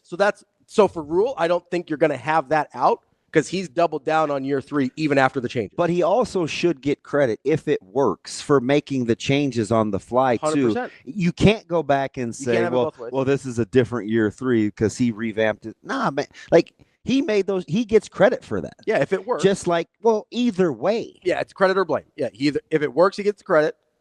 If it doesn't work, he gets the blame. But either way, it's on him. And he embraces that. So we had the reset after Abdelmassi. Yeah, so year 3. And basically. it worked. Yeah, it's been much better. The results have been much better. Unquestionably better. Okay. But have they been good enough? That's the question. Would you have the results been good enough? So Keats got fired. Right? NC State. After the run that he had, which if he didn't have last year, he would have been fired last year. Like I see. I'm not. That's not. You can't do that. I'm not trying. Like I feel pretty good. Stuff happens. I understand that. Carolina's on the verge of making a run. Carolina's on the. Listen to what I'm telling you. Carolina's on the verge of making a run. The point I'm saying is NC State. You're not. You're listening to respond. North Carolina's on the. All I want to say, NC State was prepared to fire him before the run. Listen to what I'm telling you. North Carolina's prepared to make a run. You cannot isolate a team rallying or playing well, or a coach getting ready to get a team to play well and hold it and say, yeah, but they're still the person or part of the group responsible for whatever caveat you want to throw on there. Fair. Like, that's fair. You know what I mean? You can't use it to just vilify. They get credit for it too. 100%. I'm saying I'm not surprised that they. But that's not what I'm saying, though. Okay. But what I'm saying is he's still the same person. Sure. Yes. Okay. So, and I told you this about Hubert. Short of the immaculate run 2 years ago, he's the same dude. Yeah, the run to the national championship. Yeah. As a 6th seed or whatever they were. No, they're on the verge of doing it again, right? I know how they play Wake. And then all of a sudden it's going to be, I don't know if they'll win today. I got to look at the numbers, but so they win today, they'll be in the semis. And then all of a sudden Ohio State lost, and it's like, ooh, Carolina's back in the hunt. He's still the same dude. Sure. Right? Yeah. So having all the data when you process to make informed decisions is like part of it. It just depends on if you want to validate or vindicate with what your preconceived notions are. Sure. Right? Because sometimes we just look at things to like validate our own thoughts. You have to be careful of that. So with Hoiberg, that's my point. He's the same guy that went 7 wins 2 years in a row. Didn't win double-digit games till his 4th year in the program. I do remember JG now. He did say something. I do remember that. And he's the same guy Son of a gun. I'm sorry. No, you're fine. I was distracted. He's the same guy that had the awareness to make a philosophical change. Yep. Right? So he's the same guy in both instances. The question is that the guy you want to continue have moving forward? That he's both took him 4 years to win double-digit games, and he had the self-awareness to make the changes that were necessary. Like, is that the guy you want moving forward? The total package. Because I don't know that you can really split it up. It makes sense to in this case because there was a clear line in the sand moment. Mm-hmm. But if we're going to say, hey, they're the same guy, then he's still the same guy that made that decision in the first place, right? He's still the same guy that tried to make the Abdelmassi thing work in the first place. Yeah. So that's the real question. Is that the guy you want to continue to have running your program? And maybe more importantly, is that the type of guy that Nebraska needs to be successful? That's the real question. Mm-hmm. It's not whether or not he's a good or bad coach. He's a good coach. He's got too long of a track record. He's shown too much to say he's not a good coach. He's a good coach. Is he the right coach moving forward for Nebraska? That's the real question. Because there's other places he probably has different results, and we're not having this conversation. Right. It's the same thing with Nebraska football. Like, there's a lot of good coaches that are not good fits for Nebraska football. It wouldn't surprise me at all if Scott Frost is successful at UCF. Not even a little bit. Would not be shocked. Not a good fit for Nebraska football, obviously.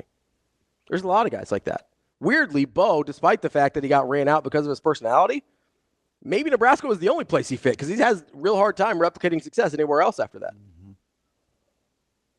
Bill Callahan, obviously not a good fit for Nebraska. Probably a football genius. We should have adjusted better to him. We really should have. That was on us. It 100% is. I feel. No, I would agree. There's a reason I bring him up. We just weren't ready. Yeah, that's just timing. The timing for him was really unfortunate. Yeah. Because if you bring a guy like Bill Callahan in with the pedigree he has. Well, now you drop him in and it would be like, ooh, fresh start. Like, we would just look at it different. The way he recruited here. Yeah. The way he viewed Nebraska in terms of what he thought was possible here. We would like Bill Callahan, even though he's a little not always the most forthcoming with media or not always the friendliest with media. We'd get over that. Mm. You think we wouldn't get over that for a place in the conference title game? Sure. And a conference offensive player of the year? Yeah. I think we'd get over how he handled the media. So let me ask you this, and we got to get out of here for break because my brain is fried. Do you take into account Nebraska's lack of success historically on the national level when you look at what you're asking Coach Hoiberg to do? That's a very good question. I think it's harder than it sounds. I think the answer is harder than it sounds. Let's take a break here. I'm just asking. I need a minute to think about it. Let's take a break here. I mean, who's turned this program around? I mean, you really have one.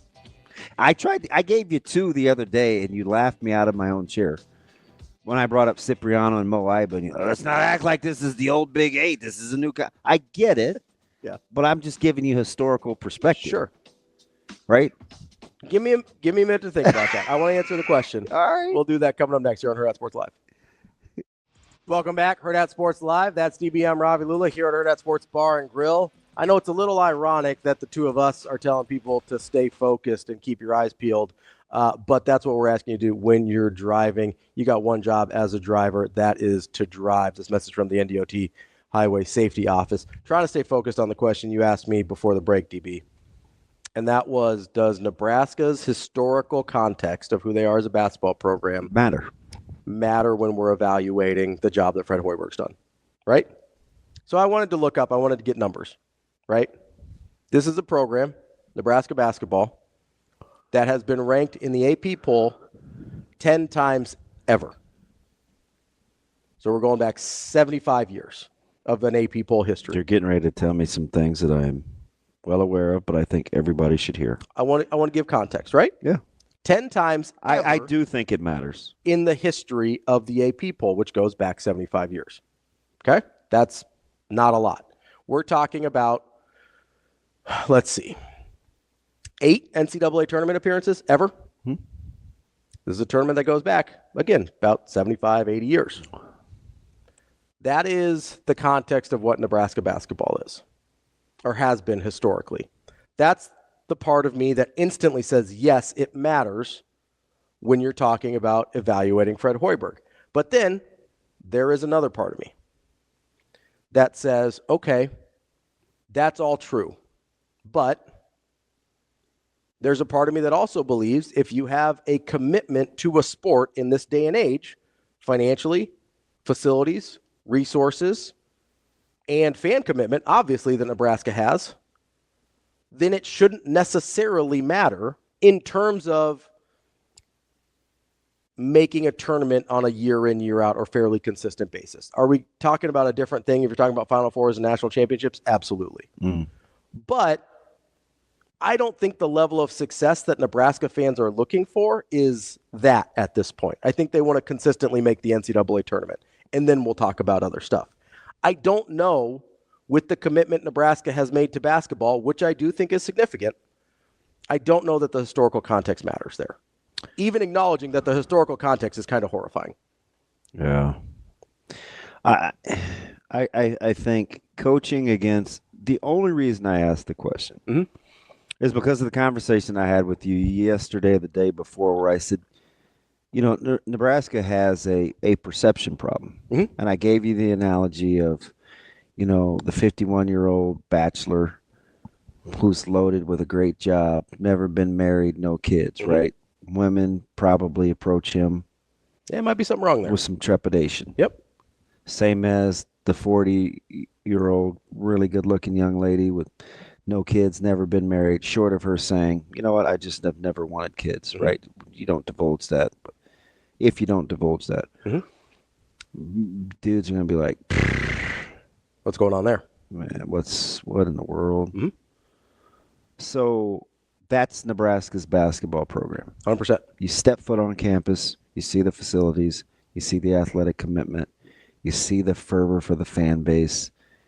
You're like, as a recruit, you're thinking, I'm trying to literally defy history. How many recruits listen to what I'm telling context, you? Though, I am listening. Is that, I'm asking how common that is. I'm not around a lot of these kids. So you don't think that they're aware of the fact that Nebraska's basketball program has never been good? I think they probably are. Okay. To a certain extent, but my question is, how often does that impact a decision to go to a school? Well, like if everything else is what you want, that's what I don't know. That's what I'm trying to figure out. You spend more time with these types of athletes than I do. It's a thing. Like, is it that's a thing they talk about? It's a thing. Like, why haven't they won? How? Because Nebraska football. I mean, you have people in the fan base that talk about stupid curses. So Nebraska football is dealing with a similar perception right now. Yeah, see, I keep getting this. I'm going to have him hit me up. Okay. Hang on. I'm going to say hit us up because and I'm not going to say his name unless he calls. 888-638-4876. He knows the number. He says the financial commitment that Nebraska is making to basketball is not enough. Too many players off the No, see, that's not true. That's not true. Like,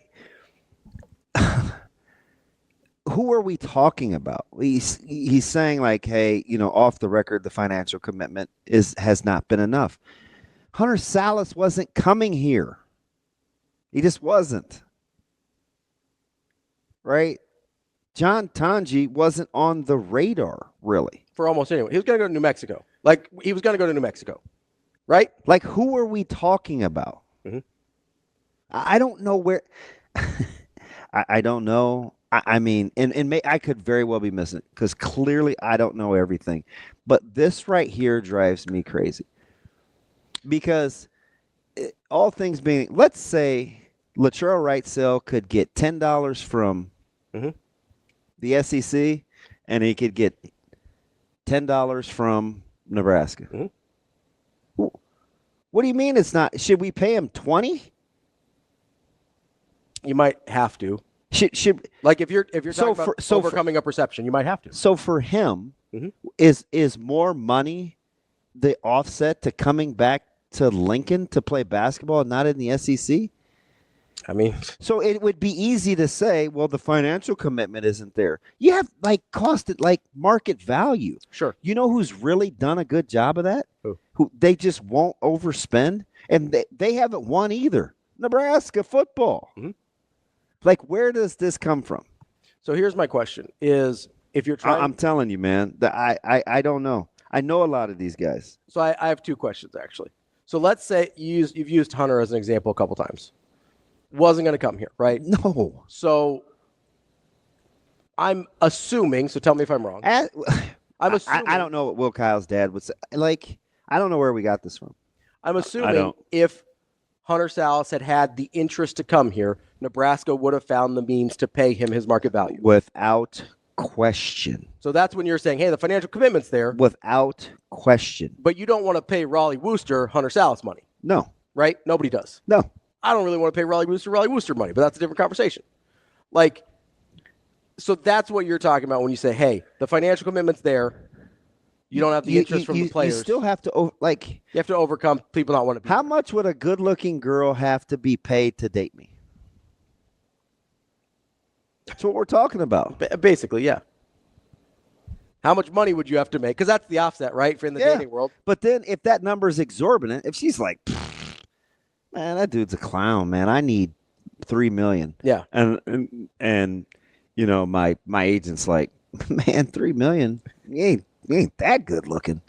And then the story would be, man, just didn't want to pay enough. That's what she would say. Yeah. Just didn't want to pay enough. And then somebody would be like, oh, financial commitment's not there. So that, like, But then the truth is probably somewhere in like, are we gonna act like? Yeah. Are we really going to act like Creighton's NIL isn't slotted for the guys that they're getting? 100%. Do you know why people gravitate towards Creighton, even though you may have a couple of guys on the high end and everybody else kind of slotted and it works? Because they win. Yeah. Because they win. But if we're talking about overcoming perception, maybe you do have to overpay. Like maybe you do have to go above and beyond, because that's one of the ways you can overcome perception, right? That's what the Cleveland Browns just did with Myles Garrett. How's it worked out for them so far? Not great. Okay. But they get to keep Myles Garrett. Yeah, they ponied up to pay D-Watt too, right? Yeah. Overcome perception.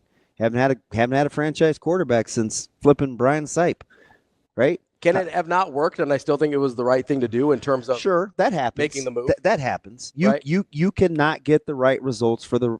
Like maybe they chose the wrong guy, but I can appreciate they tried. I understand. You know, I do think that's one of the ways Nebraska basketball can overcome their perception is to overpay for market value. I don't know if that's how they want to do it.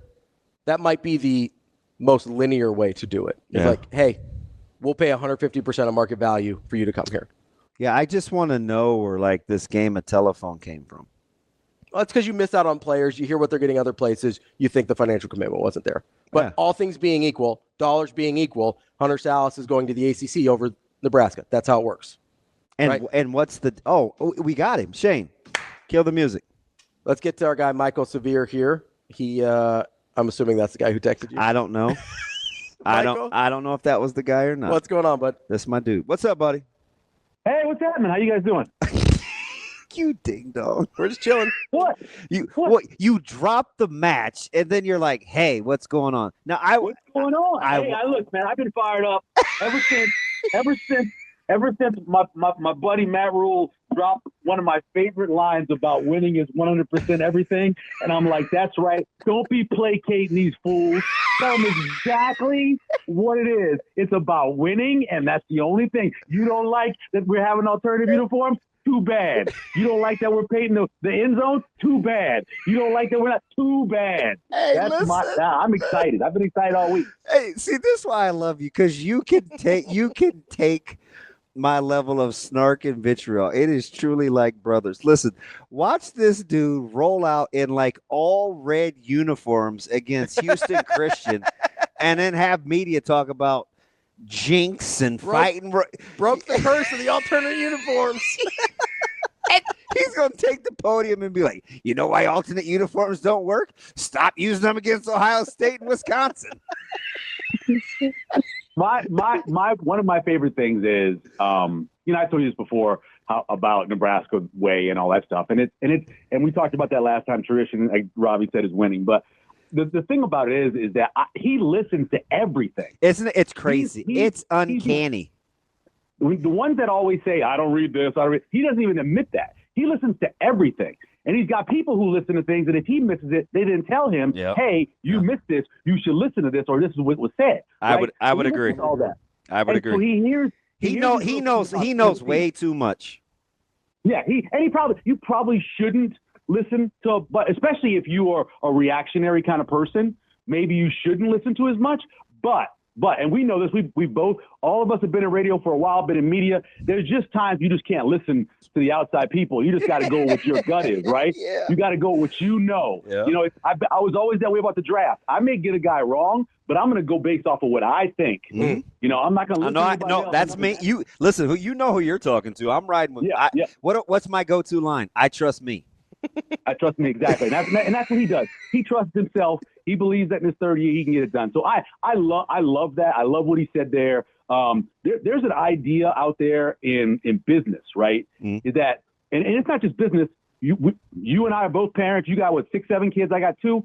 And dude. You know, we you know this, right? You can't placate the kids all the time. Nope. You got to push them along. You got to let them make their own mistakes, and you got to do it the way you think is best because you know better than them. If you're constantly placating somebody in the business world, in your household, whatever, you're not going to win. You're going to lose. And so that's all Matt Rhule is talking about. He's talking about doing it the way he knows it works. And if he fails, he fails. What is it? If you die, you die. If he fails, he fails. He's going to fail his own way, which I think that's great. I was very excited about that all week. Hey, talk to me about this basketball NIL thing because it's driving me up the wall.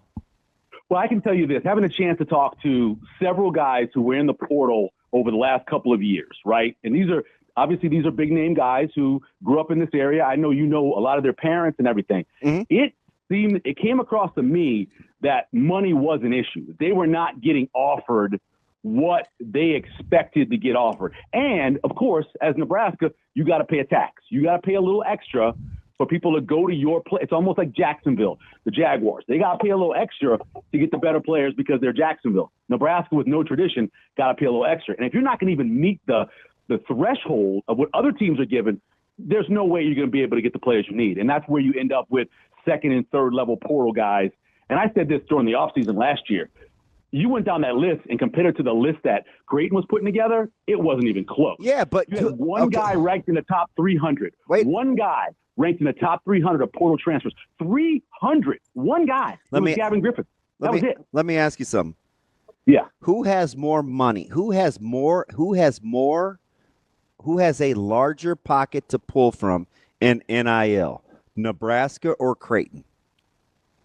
Nebraska. Okay.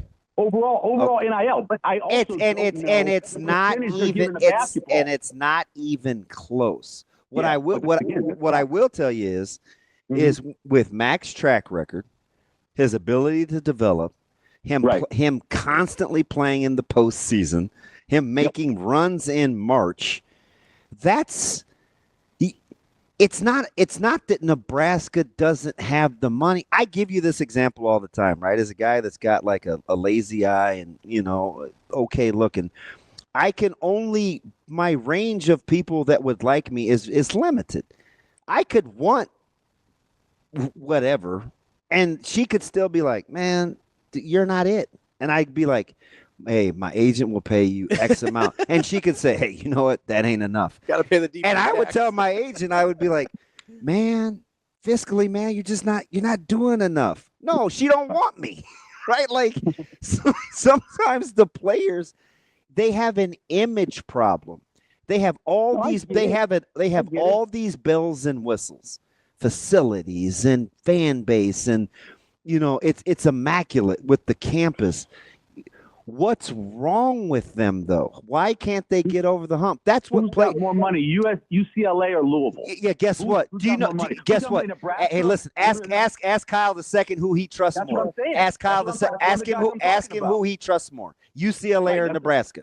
Obviously, Ben Holland's been to Final Fours and all that. Again, you're not paying the tax of having to go to Nebraska.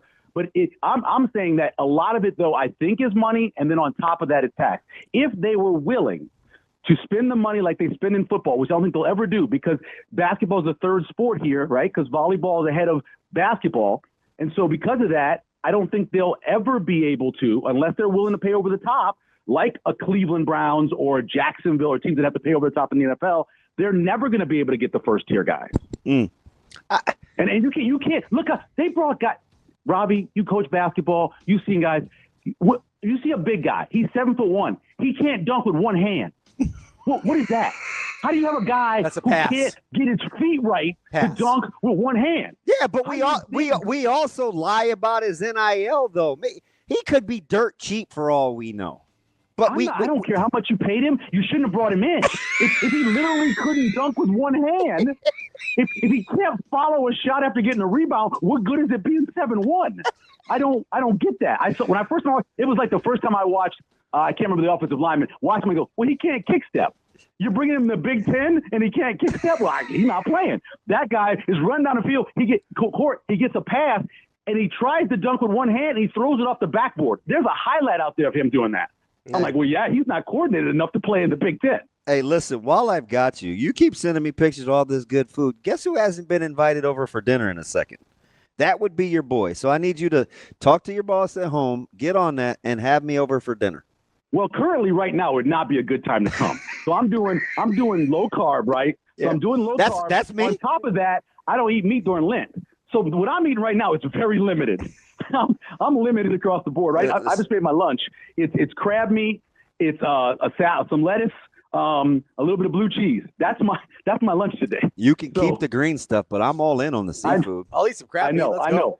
Well, that's all I'm doing right now. That's all I can. A lot of salmon. I got salmon loaded up in the freezer, and so that's pretty much. I got to get down to probably 200 pounds before August when we have this march because I'm 56 years old. I can't be going out there at 2:30 and try to watch. By the way, Ravi, don't listen to Damon about that whole thing about how he looks.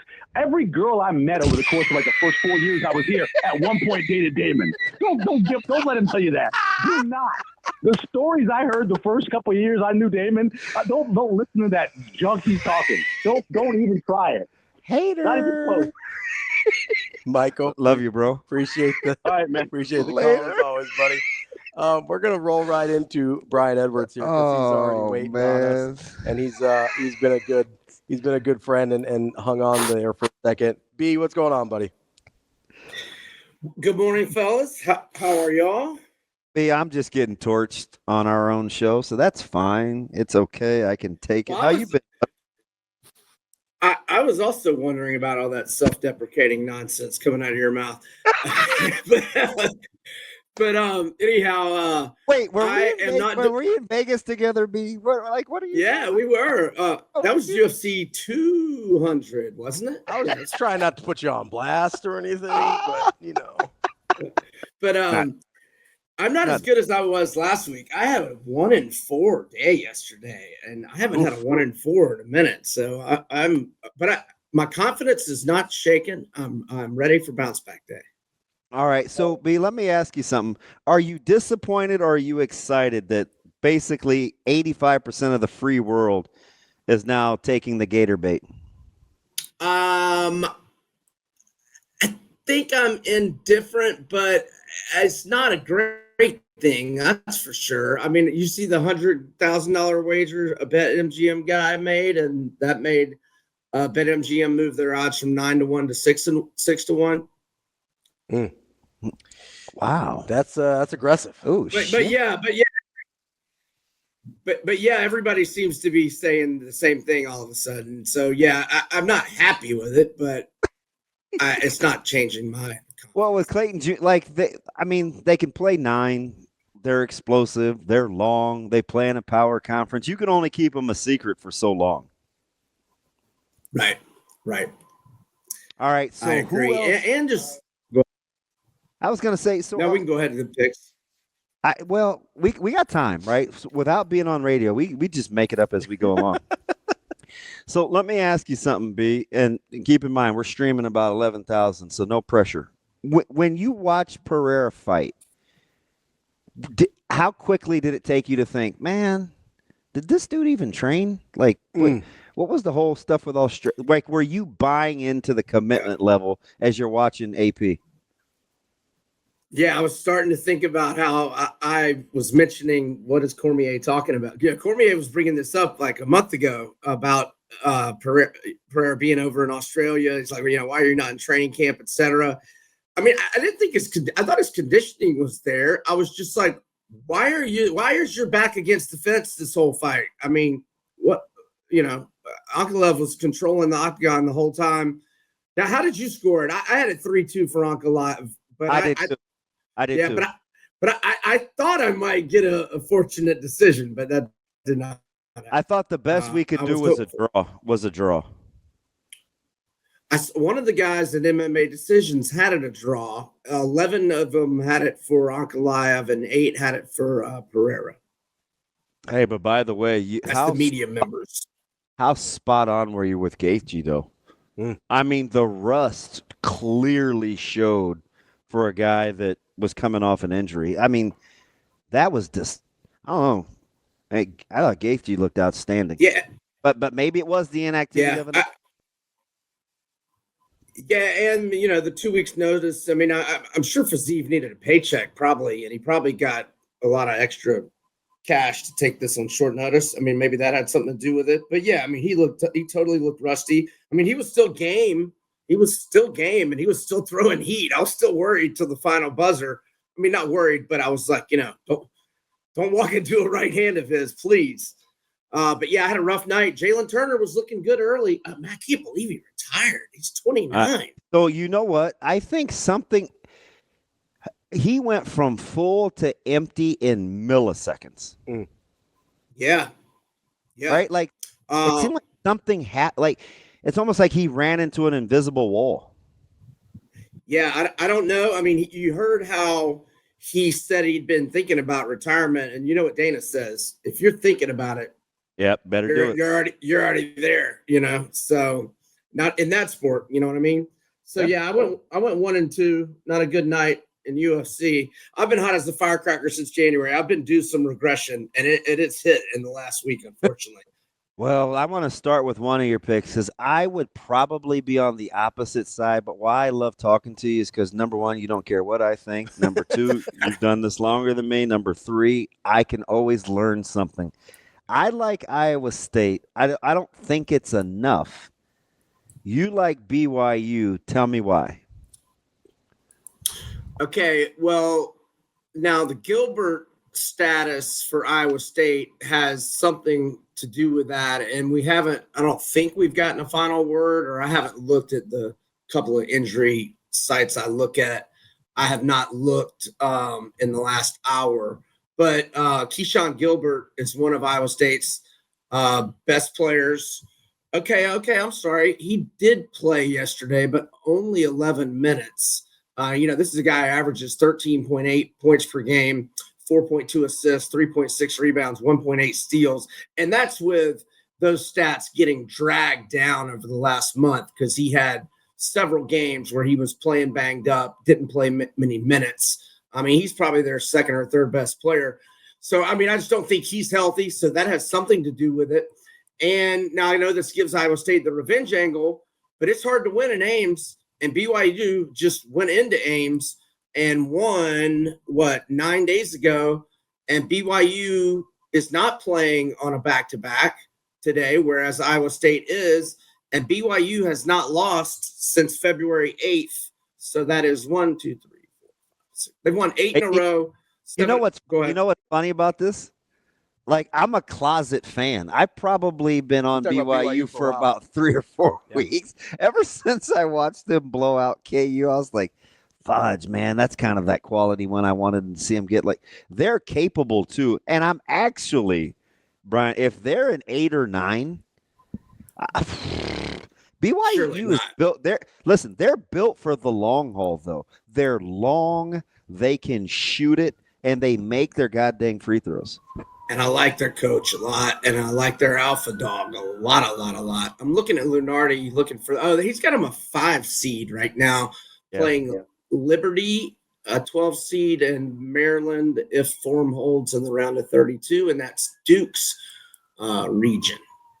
If a 1 seed in the Sweet 16. So let's get into some of your picks here. B, you've got, man, I'm very interested in this Arkansas John Calipari line because it's moved a little bit. Was 3.5. Now it's up to 4.5 against Ole Miss. What are you thinking there? Wait, time out. Can we talk about what Calipari did yesterday if you guys weren't watching? Did you see what that dumbass did? So in our group text, they were freaking out. In my dumb butt B, I was like, this is exactly what I said. I'm not even gonna fake. I was like, well, I was kind of watching it live real time, and it seemed like he was mad after the foul. Maybe he was just covering for his player in the presser. That was grade A certifiable, if he's being honest. That was he's not covering for the player. Janelle Davis is not just going to is not going to throw it off the backboard. You're good, man. I caught myself, didn't I? I caught myself, didn't I? No, we're good. Like, you can say whatever you want to. Like, we got guys on here now that it's just a free license. Like, now that we're our own entity, people just have at it, man. You're digital only. It's a free for all. You want to drop F-bombs? You can drop it. So, I mean, it's a brilliant move if you're up by 1 or 2 and there's like 2.5 seconds or left and the other team doesn't have a timeout. I'm all for, I've always said that. You hit it off the backboard, make sure it hits the rim and make them make a 70-footer to beat you. But when you're up 3, you go up 4 and it doesn't matter. And the line, okay, I had it at 3. I don't know if you guys were involved in that game. So, how about, go ahead. No, I was going to say, we saw the same bad philosophy with DePaul and Georgetown where they intentionally fouled. There's 12 seconds on the clock. It's like, what are you guys doing? Yeah, I missed that one. But yeah, he makes it off the backboard to make it 4. But the line had moved up to 4.5 before game time. So I'm sure some Arkansas backers lost, which they never should have been in that situation to begin with. Anyway, back to Arkansas today. Yes, I like Arkansas. So they lost 73-66 at home to Ole Miss back on January 8th. They're a lot better right now. They've won 3 in a row. They've run 8 of 12 since the start of February. They're 8-3-1 against the spread during that 12-game stretch. But 8-3-1 does not do it justice. They that's counting a loss yesterday when the overnight line or the day before the line was 2.5, 3. So I was on it at 3, so it was a winner for me. And then when they lost by 8 at A&M as a 7.5-point dog, that line was 8.5 overnight and the morning of. So a lot of people backing Arkansas won in that game as well. And then another of the non-covers was winning by 1 as a 1.5-point favorite to Mississippi State last Saturday. So the point is Arkansas is playing really good, especially against the number. And as an underdog, they're 5-2 against the spread with 3 outright wins in their last 7. But that's also counting the A&M game as a loss, which should have been a win. So it's really 6-1 in my mind. But here's the big thing. Ole Miss has lost 4 of its last 6, losing by double digits 3 times. And they're mired in a 2-10-1 against the spread slump. So I like Arkansas plus 4.5. And for less, I got some plus 170 money line. Woo pig today. Please. Need it. That's our guy. All right, we got one more. I want to talk Boise too. Let's go Boise State. Let's talk. Yeah, bounce back mode. They had a 9-point lead mid-second half to Colorado State. I know that urgency does not mean success, and San Diego State's in Joey Brackett's last 4 ends, so they need it as well. But I know Boise has been great at home, not good on the road. But this is neutral. They've been pretty good in Vegas in the tournaments the last few years. And I just like Boise. I don't like how San Diego State has played lately. They have won 3 of 5, but 2-3 against the spread. I go Leon Rice here. I like Boise. And my next favorite is Texas A&M over 139. And I'm also on Oregon minus 1.5 or 2. That's our guy, Brian Edwards, Vegas Insider Major Wager. Beat, we appreciate it as always. We'll talk to you next week. Thanks, fellas. See ya. Thanks, B. We'll be back in just a minute with Michael Brunson, Husker 24/7 here on Hurrdat Sports Live. Kicking off hour number 3 here on Hurrdat Sports Live, presented by Centris Federal Credit Union. That's DBM Ravi Lulla. We are joined now by Kerry Miller. He covers college basketball for Bleacher Report and is co-host of the Unnamed Bracketology podcast. Kerry, how are you this morning? Hey, I'm doing all right. I think the coffee's kicking in. I've recovered from the Big Sky Championship last night.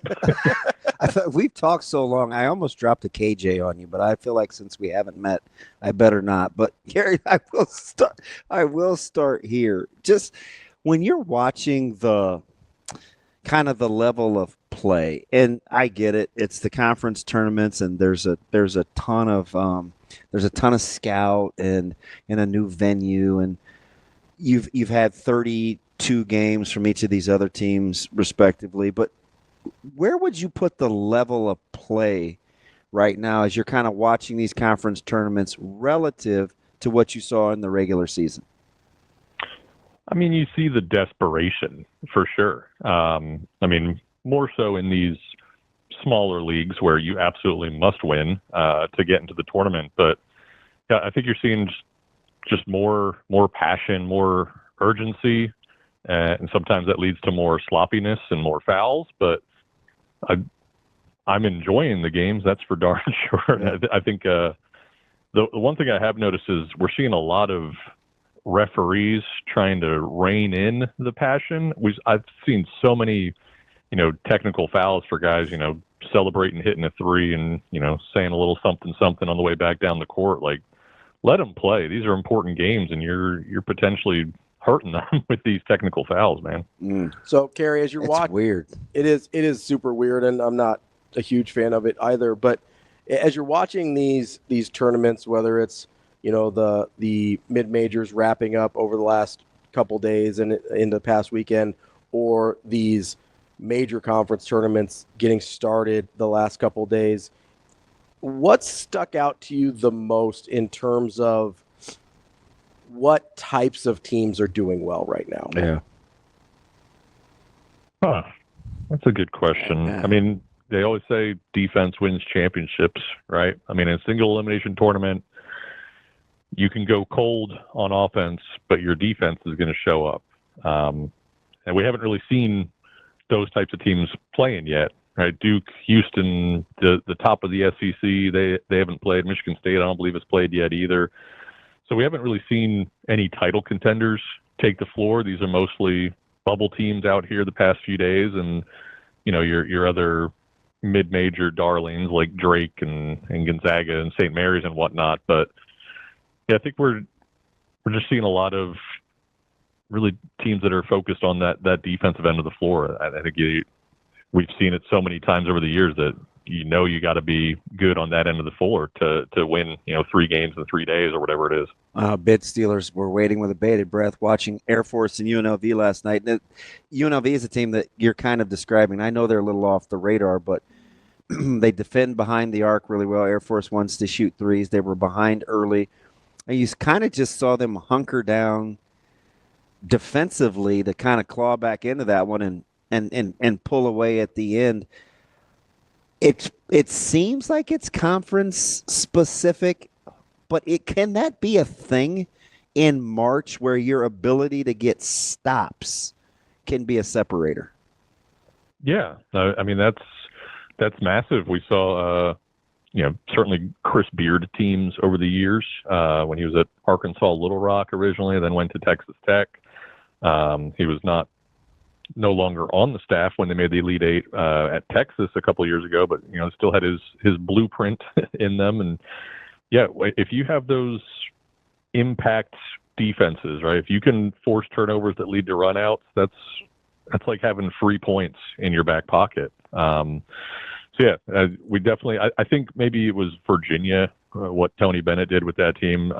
Even before they won a title in 2019, you really saw what that can do if you play sound defense. Don't allow second chance opportunities. Don't allow those runouts to happen on your end of the floor. Like that, those fundamentals are huge because it is often just one careless mistake that can lead to your elimination.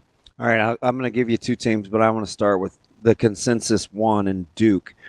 Have you seen enough from them? The metrics love them, especially defensively, and I get it. The ACC is awful. I get that too. Have you seen enough of Duke outside of what you feel about the ACC conference to forecast how portable what they do defensively is going to be here in the next handful of weeks. Yeah, and we did get a nice little Duke-Illinois game a couple of weeks ago. Somebody forgot to tell Illinois they were supposed to show up for that game. It was a 43-point blowout at Madison Square Garden. But, yeah, I think there's really no question that Duke and Auburn are kind of the co-teams to beat this year. And Auburn's taken on a little bit of water here down the stretch, losing back-to-back games to Texas A&M and Alabama. Granted, those are two very good teams. They had already secured the SEC regular season title and maybe weren't playing with as much fire as those other teams were. But we have the metrics from KenPom, right, that say, and those factor in difficulty of your schedule, right? It's adjusted efficiency margin. And it says that this Duke team is the most efficient team we've seen since Duke in 1999. So, yeah, I believe they are very good. Yes, they beat the holy hell out of a terrible ACC outside of that loss to at Clemson when I believe Malik Brown was out. Cooper Flagg was definitely sick and still tried to give it a Jordan flu game effort, but slipped on something on the court in the closing seconds, whatever. Not worried about that game. It's kind of a Super Troopers moments like that little guy. I'm not worried about that little guy. All right. Super Troopers makes a reference on the show. Noted. Let's go. Kerry, so let me ask you this, because I'm glad you brought up Illinois sort of within that Duke answer, because they're one of a few teams that I don't totally know what to do with. So I'm going to give you three. Yeah. Tell me who you trust more. Okay? Number one's Illinois. Yeah. Number two is Kansas. Number three is North Carolina. Oh man. Definitely not Kansas. I feel like North Carolina's peaking. I feel like they could be dangerous if they get in. You look at how they shot the three over the last 3 games. It's kind of scary. I'm a diehard, so you're in my wheelhouse. Yeah. I've seen them do this before, and as a guy that doesn't like Hubert, I'm terrified it's going to work. Yeah. Well, you've seen them do it before is what I was going to say. They made it as an 8 seed in 2022. They made it as an 8 seed in 2000, the Bill Guthridge years, I believe. Yeah. So, yeah, but I know, I think I looked this up yesterday. I believe they are sub 500 when they shoot below 38% from three-point range, which is a pretty high bar to consistently reach. Like even the great Villanova teams from years past eventually had an off shooting night. So I don't trust Carolina's defense when that happens, but I think the way that they're playing right now, if you put those 3 teams in, a round robin neutral floor tournament, I'd probably pick North Carolina because, man, Kansas just at times Kansas looks like they don't even want to play together. Sometimes Hunter Dickinson's the only guy playing with any passion, and sometimes it's a little too much passion. And Illinois has just been so schizophrenic all season long. I have no clue what they're going to do. So Kerry, that was my question. What's wrong with Illinois? Because they've got at least a few guys that are really, really talented and that I, on certain nights, like a lot, but they play a lot of very bad basketball. Yeah. Tomislav Ivic was hurt for a bit, or maybe he had mono. Kasper Shakachonis got hurt for a bit.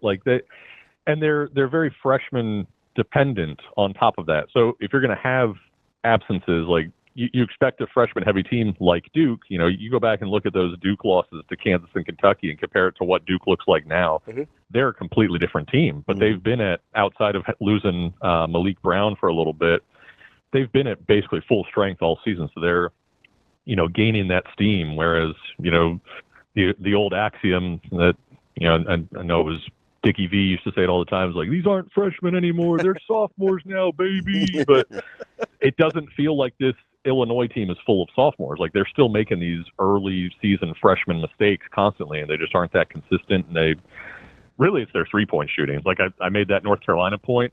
I think Illinois is like 17-2 when shooting 27% from 3-point range. And that's not a big ask. You should be able to do that in more than 18 games. Especially when you're going to shoot high 30s, low 40s in terms of volume. Exactly. Yeah, they're just throwing it up and no matter what, and they kind of live and die by that. Kerry, let me ask you about the second wave, the Houstons, the Michigan States, the for some St. John's, Tennessee. I would assume Houston is the closest to the top 4, but of the next wave, who do you like and why? Yeah, Houston would be at the top of that for me. Florida, I think, is very, very good. Those Duke, Auburn, Houston, Florida are my projected 1 seeds, but I also think they are the 4 best teams out there. I think, Alabama has some warts with its defense, its own turnover committing issues. I think if they run into a really scrappy team, whatever this year's Press Virginia or Havoc VCU team, if they run into that team, they could get run out of the gym. Tennessee, I don't trust their offense. They are kind of Chaz Lanier or bust. I do like Michigan State, though. Man, the way they've been playing over the past month, they weren't even a top 16 team in that reveal 4 weeks ago, and they've won like 6 really high quality games since then. I think they're still potentially in the mix for a 1 seed, although I think winning that Big Ten championship 5 minutes before the selection show happens, I think that might be too little too late for them. What do you do? Where do you put Maryland in this hierarchy of teams that can make runs or deep runs in the tournament? Yeah, Maryland, what concerns me with the Terps is they have no bench, right? They've got their crab 5, but at some point during your run, you need somebody to do something off the bench. I don't think we've ever seen a team really go this far without, I think back to the Duke team in 2015, right? They kicked Rashid Suleiman off the team, and they were kind of just a 7-man team at that point. But, man, Grayson Allen came off the bench and gave them a massive game in the Final Four. I forget who their backup big man was then, but he had a big, second round or Sweet 16 game or something. At some point, somebody just doesn't play well, and you need it to come from somewhere else. So I worry about that with Maryland. But when Maryland's playing well, and they're top 5 good, I think they could really make a run if they're able to sustain it with no bench. Help me parse through Iowa State, Texas Tech, and Kentucky. Oh, man. Iowa State, they've got injury problems throughout the season and right now. Taman Lipsey left that game yesterday with a groin strain. And Sean Gilbert didn't that's play my in the guy, second too. half. Yeah. Yeah, I've said that because when Momcilovic went down, I believe they were 15-1. Their only loss was that tip into Auburn and Maui. I thought they were legitimately one of the 3 or 4 best teams in the country, and then they were without Momcilovic. Then they didn't have Kilbert, and they didn't have Curtis Jones for a little bit. All season long, I was like, man, if they just get healthy again, and here we are, it's mid-March, and they're not healthy. So I don't know that I have really much faith in Iowa State making a run. But Kentucky, I think, is prone for another early upset. I mean, it's not Calipari anymore, but they could have another Oakland, another St. Peter's coming their way because they are just so 3-point reliant. It doesn't seem like they can ever just consistently win consecutive games. So I worry about them making any sort of run too. I think, what was the other team you said? Texas Tech. Texas I think Tech, of the 3, I would have the most faith in them. They're kind of flying under the radar for a team that the metrics kind of seem to like.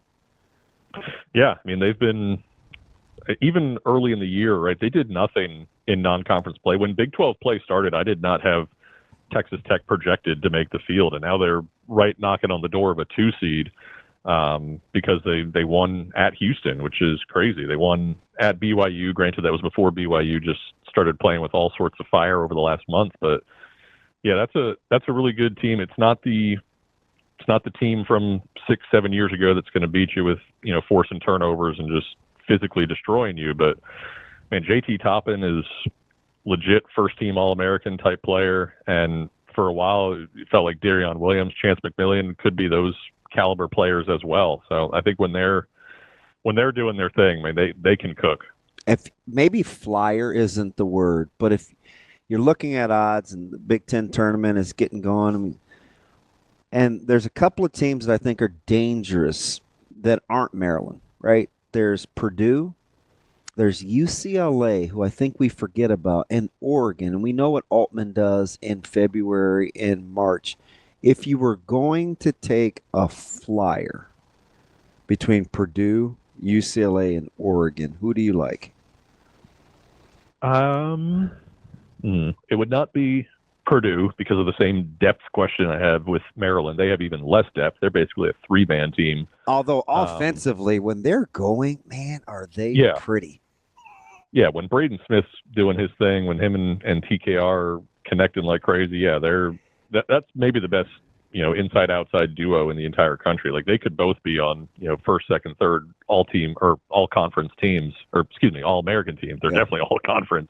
The Big Ten is just, obviously you have Michigan State up top, and then I have 7 Big Ten teams projected between 13 and 22 on my overall seed list. So it's a 4-seed and 5-seed extravaganza. Wow. I would probably say Oregon of that bunch, though. You trust they Biddle? Certainly have the quality wins, but yeah, Biddle, holy cow. How often does a 5-star guy stay for 4 years and then not start playing like an all-star until the end of his 4th year? There's something about him that bugs me a little bit. You may have more faith in him than me. I don't know, Kerry. I worry about him getting bullied sometimes. Yeah, even before you said bullied, I was going to compare him to Ryan Kalkbrenner because they both are, no offense, they're both kind of goofy looking. They're just like out there. It looks like they're just kind of having fun, and we'll see what happens. And then all of a sudden they do take over games, but sometimes they both just completely disappear. But he's been, when he shows up, man, didn't he have like 36 points the other day? It's just ridiculous. And he's so crafty, but then other times like, just finish. He missed the chippy against Wisconsin in that comeback win, and I was like, see, you're trying to be too cute. Like, you don't have to be in a hurry. Like, they ended up winning the game in Madison, but I'm thinking he gives me some Hunter Dickinson vibes sometimes, and it's just like, just be tougher. Yeah, he does kind of look like Hunter Dickinson too. I can see that. I watch Hunter Dickinson with the ball sometimes out of doubles and cross court passes and stuff, and this is blasphemy. The former athlete in me hates myself for saying it, but I'm like, Hunter, like, do the results matter to you? Because sometimes you just seem like they don't, right? And when that's your guy and it's Kansas, it's no coincidence that you started out saying you don't trust the Jayhawks. Yeah, metrically, right, all season long, he's been like top 5 on the Ken Pom Player of the Year rankings. I think he's 3rd behind only Cooper Flagg and Janai Broom right now, but he's probably not going to be a first or a second team All-American just because of what you're saying, like the body language, the consistency. When they were losing those games early in the year to West Virginia and Missouri, he was just non-existent. And you can't be that guy when you also have KJ Adams and DeJuan Harris as the 2 guys that are supposed to show up. Like, this is not, Frank Mason years at Kansas as far as point guard is concerned. I'll put it that way. Kerry, last one from me here. DB is obsessed with New Mexico. Maybe obsessed is a little strong. I just think they're dangerous with New Mexico. Is there kind of a below the radar team? An 8-9 maybe. Yeah, somebody that's going to be kind of lower seeded that you have, let's say, a fascination for and what they might be able to do. I do like New Mexico too. Donovan Dent's one of my favorite players. He's a great in the country. player. That dude can go, and then you got Nelly Jr. Joseph averaging like 14 and 12, whatever he gets. So I don't know if they have the defense to make a run. And if Donovan Dent's not making shots, I don't know if they're consistent enough. But we're talking 8-9 seeds. None of them are consistent. Connecticut's in that 8-seed range though. Let me give you that would probably be my pick. Let me give you another one because they got a couple of bucket getters and 2 elite level perimeter defenders. One ACC Player of the Year defensively, and he might not be their best defensive player. What do you think about Louisville? Yeah, if they're kind of similar to Illinois, right, where they shoot 3-point dependent. Yeah, don't make so many of them. But if Rain Smith is draining them, if Chucky Hepburn, who legitimately might be the best lead guard in the country. I don't know if you want to put Mark Sears and Cam Jones in that conversation as well, but man, what an incredible pickup from the portal that was. But yeah, I think they've only had 1 loss since mid-December, and it was a weird game against Georgia Tech. Like they're they're figuring out, and they actually are considerably less 3-point dependent over the last month or so. Like they went from taking like 33 per game to now only like 23, 24. Now they still only shoot about 33% on them, so maybe that's still too many. But yeah, if Rain Smith gets cooking, he might be the best 3-point shooter in the country. That's our guy, Kerry Miller, Bleacher Report. Kerry, we appreciate the time as always. Enjoy the next couple weeks as things get ramped up. You got it. Take care, guys. Thanks, Sharon. That's Kerry Miller from Bleacher Report. We'll be back with more Hurrdat Sports Live. There's a lot. He brought up Ryan Kalkbrenner. My guy got robbed yesterday. I'm going to have to bring some things up. Ooh, back to Petty Ravi. He got robbed more than anybody that's paying that $40 for fish and chips. That's DB. I'm Ravi. That's your fault. Well, I didn't pay it. I love the wine. Do that again. I didn't pay it. That's a nice Chardonnay. Is that a cab? Really more of a sparkling guy myself, but shocker. Like Boone's? No. Barefoot? What are we talking about? Sparkling means like I get it. It has like bubbles, but you were Asti? Brute? Really more of a brute or an extra brute type guy. Enjoy a nice That's dry. Enjoy a nice Prosecco. Prosecco's fire. That's DB. I'm Ravi. A little more Hurrdat Sports Live coming up next. Welcome back, Hurrdat Sports Live, presented by Centris Federal Credit Union. That's DB. I'm Ravi Lulla, reminding you that at Centris, they've got all the products and services you need to offer. But more importantly than that, it doesn't matter what all products and services they have if you don't have the financial education to make those things work for you. That's why Centris has partnered with Green Path Financial Wellness to provide free personalized financial counseling services to their members. Get over to centrisfcu.org to find out more, because this is a great resource they are providing for their members. Because not only do they have the products and services they need to get you on the right path financially, they've got a partnership with Green Path to help educate you as well. It's centrisfcu.org, federally insured by NCUA. DB. Yes? There was some education that needed to be done with the Big East voters yesterday. Oh, man, you mad? I am mad. You know why? Wait. Why are you yelling? I'm sorry. That's okay. Crazy Ravi's funny, Ravi. So here's the problem. Lord knows you're wackadoodle. Well, that's accurate. I'm not going to fight you on that even a little bit. Here's the problem. RJ Lewis wins Big East Player of the Year. Yeah. RJ Lewis, mostly an offensive player. That's not true. Is he a better defender than Ryan Kalkbrenner? Who are you talking to? That's not going to get me. Well, I'm asking. Here's the question. thing. Let's just know. You're not moving. I'm asking the question. No, man. No, too well schooled for that. All right, what do we got? What was the initial comment? I shouldn't have called him a one-way player. Yeah, he's a very good defender. Let me rewind. Okay. The same voters Yeah. told me that Ryan Kalkbrenner is a better defender, correct? Yeah, but I'm gonna tell you why I think he didn't get it. Why is that? Because he had won it too many times in a row, and St. John's was the best team in the league. No, Ryan Kalkbrenner hadn't won any Player of the Years. He won Defensive Player of the Year. Here's what I'm saying. You wanted to share the wealth of the awards. That's dumb. Okay. He's the best player in the league. That's dumb. You think Ryan Kalkbrenner is the best player in the league? I do. Because the voters, listen, I think he's the best defender in the league, and the voters supported that. They've supported that for 4 straight years. And he was close to winning Player of the Year, so you think offense matters too? Offense obviously matters, just Player of the Year, taking the whole picture. Yeah, I don't know. You know what? He's better offensively than RJ Lewis. Normally, I'm riding with you.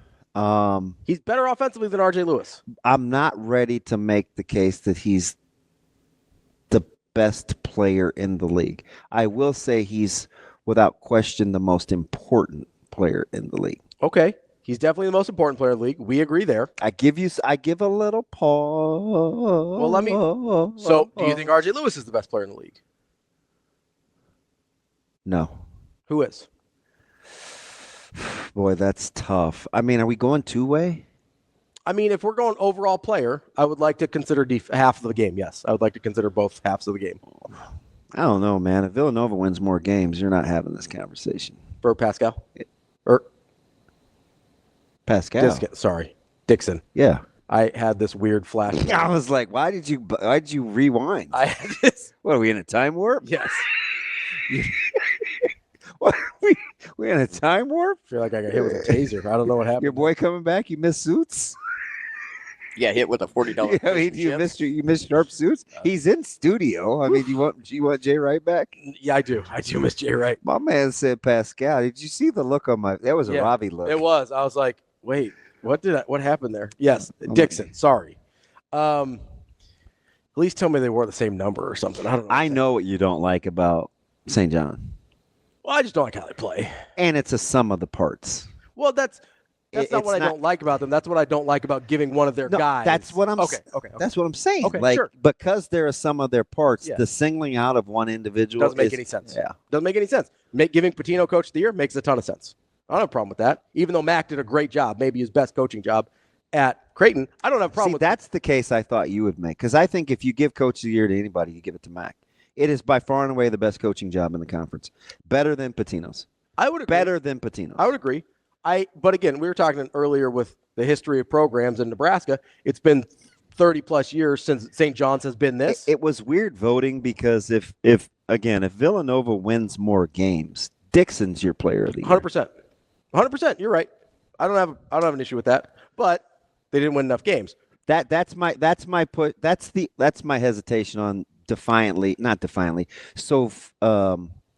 freely just saying Kalkbrenner. I do think Kalkbrenner is the best player in the conference still, even over Dixon. But if you want to make an argument for Dixon, I'll hear it. You can't make an argument for RJ Lewis being better than Ryan Kalkbrenner. You can't do it. I wouldn't really try. Because Kalkbrenner's better defensively, and guess what? He's better offensively too.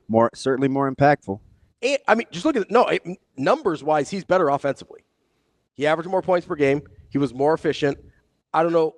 He's more impactful. He's more important to his team. I don't know what else you want from a guy. If those are the two candidates, and it appears that was the case, because you're right, Villanova didn't win enough for. Apparently, I just don't know though. Eric, Pascal, Dixon, Siakam. Two.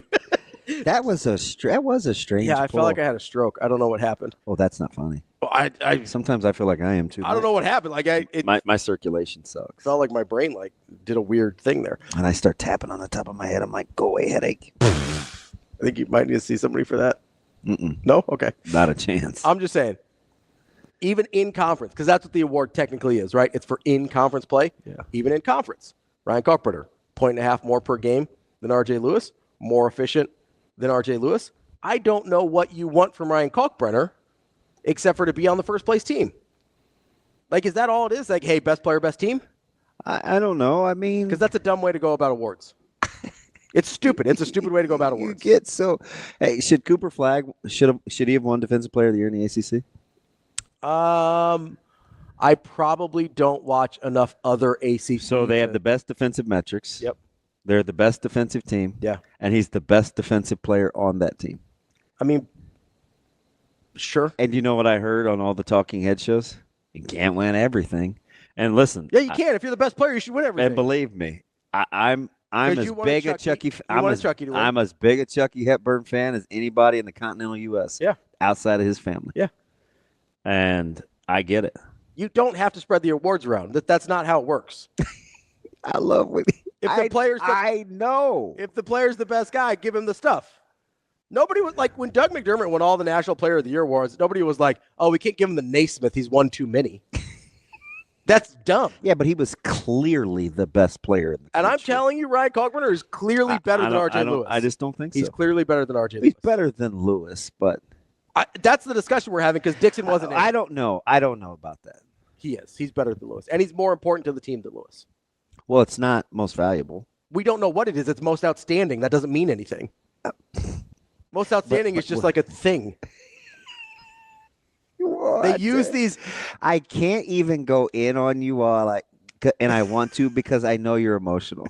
So I'm just entertained right now. I just want you to do this again. Like, what is that? It's not a thing. Wow. I hope that becomes a GIF. Outstanding is just this word. Or a meme. It's just this word that they use. He's like got this pretty comb over. He's this cockpit diesel dude. He's like, do that again. It's not a thing. Wow. Okay. It's just this word. I'm gonna need you to summa Donna. It's just this Donna Summers. It's just this word that they make up, so they don't have to define the criteria. So that when they make some asinine decision, yeah, but we like go giving through it this. to RJ We go Lewis, through this every year. It's like you want them to define, is it the best or most No, outstanding? I want them to not be dummies and give it to the guy that deserves it. And not just be like, oh, well, he won 4 Defensive Player of the Year awards. He doesn't deserve Player of the Year. That's dumb. It's like when they decided before the season even started that Miles Powell was going to win Player of the Year. That guy sucked that year. Miles Powell was trash that year. What? He shot like 35% from the field. Garbage volume scorer. But they decided like in December that he was the best player in the conference. Well, Sorry, I got some Miles Powell trauma. I'm not going to lie to you. I just like that guy so much. Pascal? Yeah, Pascal. Eric Pascal. I wouldn't die on that hill. On which one? The Kalkbrenner Hill. I'm going to. I appreciate the advice. Pass. Damn. You'd rather die on the Coach Mack Hill? Yeah. That's interesting because I don't have a problem with Pitino winning it. I mean, I get it. They're fantastic. It's great turnaround. It's a great turnaround. He's done a lot with a program that hasn't done a lot lately. I think what they had to deal with and navigate based on the expectation level. Sure. I do think this is Mac's best coaching job. He's been nothing short of sensational. You know what's kind of funny? And that's not. There's not an ounce of Homer in me. I think his. I mean, yeah, me either. I don't know Homerism here. I mean, if you're just looking at this, I'm just saying. Just looking at this, no Homerism. No, you know what's funny is I think his second best coaching job was his worst season at Creighton. Do tell. The season after McDermott and Jahens and Ethan and those guys leave, that 14-15 year, that team was not good. Yeah, that Manigat group text exchange was incredible. I couldn't believe how DeMarinis nailed that. Oh, yeah. Like verbatim. He's pretty dialed. I was like, that's interesting. I was walking, reading, and I was like, did he AI that and tell Johans to say that? I don't think so. Yeah, that was weird. I don't know. It wouldn't surprise me if you talked to him, though. No, because the conversation was so free-flowing. He didn't have a chance to go back and get it. Yeah. He didn't. I'm a big, I look at that, the times and stuff to see if people can think on their own or they're Googling. Yeah. I'm petty like that. I know that's weird. Weird. I'm not petty about anything. I'm like, is that just on the Rolodex? Or? Yeah. Because some of that stuff is impressive. For sure. But I think Mac's second best coaching job was that year because that was a bad basketball team. I can't believe how they were in every game. I mean, Dixon's year was pretty incredible. It was. Listen, if they had given it to Dixon, especially how much you hate their coach. Like what he was able to do is incredible. If they had given it to Dixon, I would not have a problem. I'd be fine. I'd be like, okay, he was the best player in the league. That's fine. We're gonna be all right. It's gonna be all right. How is St. John only laying 12.5? We're gonna be all right. Because they can't score? Yeah, probably. Makes sense. I mean, I don't know. I don't totally trust St. John's. Do you? No. Right? There's too big of a butt in their resume, right? Unless you're not in their resume, but in their yes and no. Profile as a team. If you can just get on board with how they play. Sure. Because they're not going to do anything different. Yeah, they're committed to a style. So it's just like, okay, if you like that, how portable do you think that is to make a run? Yes.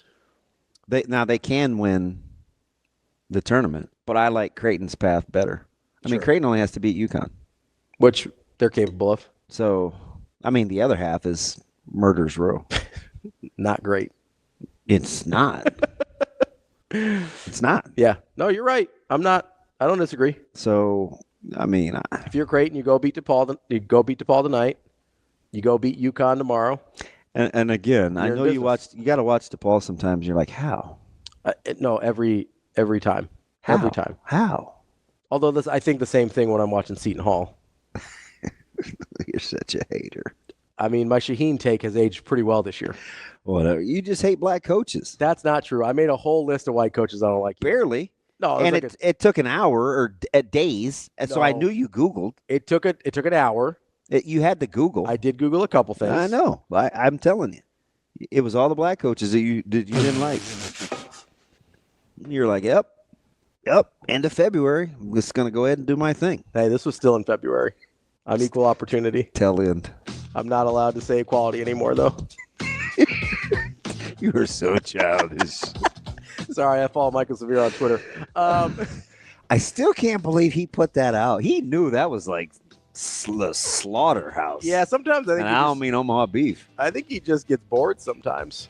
And he can take it too. Oh, yeah. Because he's certifiable. Yeah, he might be more so than I am even. He's out likes there. likes to come on here and whack me. We're out here, right? We've had some people. I don't think you can use that word. I think you can still say whack. It's the internet. We can say anything we want. He's talking about the list. Oh. Yeah, it wasn't on there. No, I don't think it was. We'll be back. More Hurrdat Sports Live. Welcome back. Hurrdat Sports Live, presented by Centris Federal Credit Union. That's DB. I'm Ravi Lulla here at Hurrdat Sports Bar and Grill. A little bit of breaking news this morning that has some local impact. Assistant coach for Creighton, Ryan Miller, has been named the head coach at Murray State. So he will be departing Omaha and be the head coach for the Racers down there. Home of Popeye Jones. I mean, I was going to go John Morant, but that's cool. Yeah, whatever. You're young. Didn't Isaac Miles end up playing there? Maybe. The Creighton transfer? I know you're talking. Yeah, I know. I think he played there. Yep. They had some good players for a while. Yeah, Murray State used to be nice. Yeah, Murray State's got a little nice history of, ironically, a better basketball history than Nebraska. Good for Coach. Yes, indeed. Good for Coach Miller. Yeah, I think that's a good job. I think that's a good first head coaching job. That'll be interesting to see how he does down there. So Mac will have a spot on the staff to fill. We'll see where he goes there. And his coaching tree for guys keeps getting bigger. Coaching in March, only second to Patino, which is impressive because he's been doing it about 30 fewer years. Yeah, Mac's at 10. Tino's at 11. Yeah, incredible coaching tree from Coach Mac. Yeah, and only getting better, I think, because I mean it's uncanny. I do wonder if Preston Murphy will get a head coaching job at some point. I don't know. Apparently, people told me that there needs to be an opening first. And I was like, you'll make an opening for Preston Murphy, or you should. I'm like, no bleep. Duh.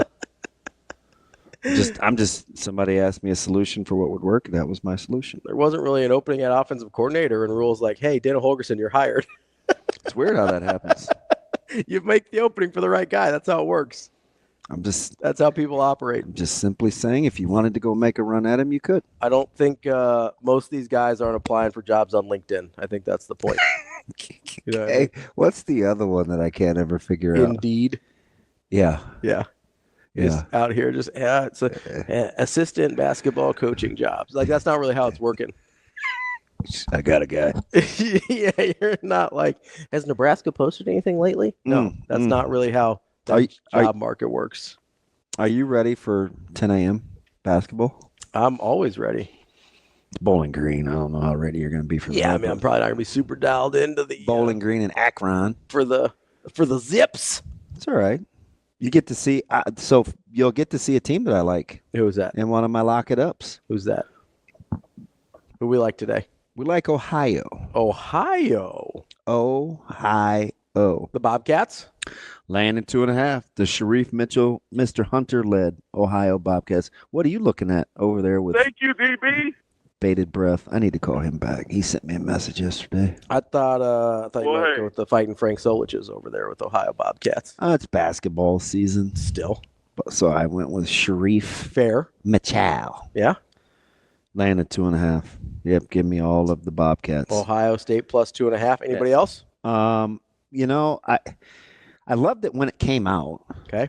But it's risen. Moving a little bit. Like Christ, because it is almost Easter for those of you that's your fave. We are in the Lenten season. It has risen. I loved Iowa State.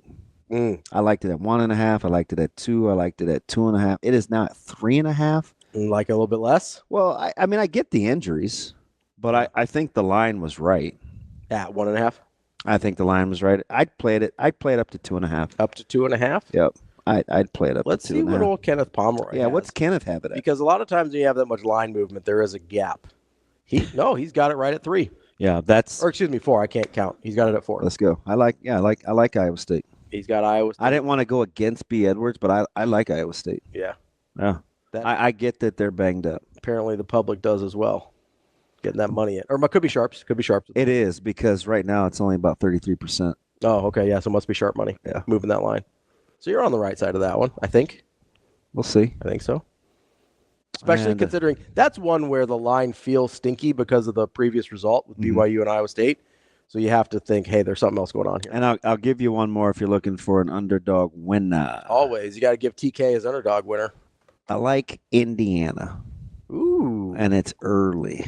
You know, when we were talking about 2.5 against Oregon. I like Indiana. You know, when we were talking about Keats earlier, yeah, and you slapped my hand a little bit about, hey, you can't really go back and say, oh, they're playing for their coach or whatever. That's kind of what I felt like with Indiana. As soon as Woodson's announcement came out, they started playing a lot better basketball. Yeah, I like Indiana. A lot better basketball. Ken Pom has them losing by 2. And it's only 2 on the hook, so the line's right. Yeah. They're 2.5-point dogs? Yep. All right. Indiana, you like them on the money line? Yep. There we go. Outright winners. Against your Fighting Dana Altman. I know. You got to feel a little conflicted there. I just think you need more than Biddle and Shellstead. Yeah. That sounds like a law firm. I don't trust Biddle. Biddle and Shellstead. I feel like sometimes, like, if you blow on him, he'd fall over. Yeah. But he will defend you in your divorce. Biddle and Shellstead. They got you. Is that fun? You even got numbnuts over here laughing. Yeah. Got him. Yeah, that's funny. DB, you know, what? It's not a thing. Yeah. Whatever that was. I don't even know. Yeah, it's fine. It's absolutely fine. So we got those are your winners. Indiana. We got Iowa State. And we got Ohio. The Fighting Bobcats. Let's stay hot. Of Ohio. Yep. That's 3. How you like them apples? I like apples. Do you? They're all right. Did Goodwill Hunting age better than you thought? Or did you like it real time? Both. I liked it both. Yeah. I've watched it probably within the last year. Just it came up on my TikTok too much. I was like, fine, I'll just watch it. And yeah, I still like when it came out, but I saw it probably early 2000s. Do you have any picks for the players? Play on player. How about that? I've been looking at this all week. Let me look at the odds. Who are you liking? So 15 of the last 18 winners from the players, they have been in the morning to before afternoon tea time. Isn't that weird? That's okay. I don't know what to make of that other than maybe the greens firm up later. Yeah, there's maybe playing conditions change right throughout the day. Yeah. But let me look up odds here real quick. Well, go ahead. Go ahead, do your thing. What? So I'll give you 4. Who are you liking based on those numbers or that little factoid you gave? Justin Thomas. Okay. I like. So Justin Thomas is getting plus 2,000. Yep, I like Patrick Cantlay. Okay. He's getting plus 3,500. This is biased because Shane knows I like him, but he's playing well. Yeah. He made a mess of the 8th hole last week, but I'm on Jason Day. Jason Day's going to get one. He's your guy. Yep. Plus 6,500, Jason Day. And if you want kind of a longin, okay, take a look at Hogard. Let's see if we can find him. He's down in like the 17s, maybe. Ooh, 17. Hole 17, where Hurrdat likes to hang out at the Pinnacle Bank Championship. Yep. So that's my 4-person pool. Yeah. So I mean, I am not gonna. What do you think about that, Shane? I'm not gonna go deep cut on you like that. Wrap them. One of those guys are gonna get it done. So what do I think about that? Yeah. As Wu-Tang would say, bring the ruckus. Except my man, is that Steve On? I don't think so. I tend to pick my golfers it might be. the same way I pick horses in the Kentucky Derby, just names and vibes. Steve On wears his war wound like a crown. I thought that was Levon. Best name in the reasonable odds, Maverick McNeely, plus 6,500. Yeah. I also like Sepp Straka, plus 5,500. Hey, he fits the criteria. He's like top 5 in strokes gained too. Yeah. That's a great pick. Thank you. I know you pulled that out of your little hairy bunda, but that thing is a great pick. I looked at him. There you go. That's funny. Those are my picks. I told you, names and vibes. Hey, Horses and golfers. That's what I go on. I'm telling you, Straka with strokes gained, he might be in that thing, and you're gonna be like, I pulled that out of my rear end. Look at you on Monday. You're gonna be back patting. I am. I'm gonna hurt my shoulder. Just patting my back so much. I should have slid him in because I did look. If it was more than a 4-team deal or 4-person, he would have been my 5th. You know, my Sepp Straka. That's a great poll. My Winnipeg Jets and my Sepp Straka. Here we are. You're an idiot. Just killing it. Don't encourage him, Shane. You just worry about getting Landeskog skating and healthy again. That's DB. I'm Ravi Lulla. We'll be back tomorrow. More Hurrdat Sports Live.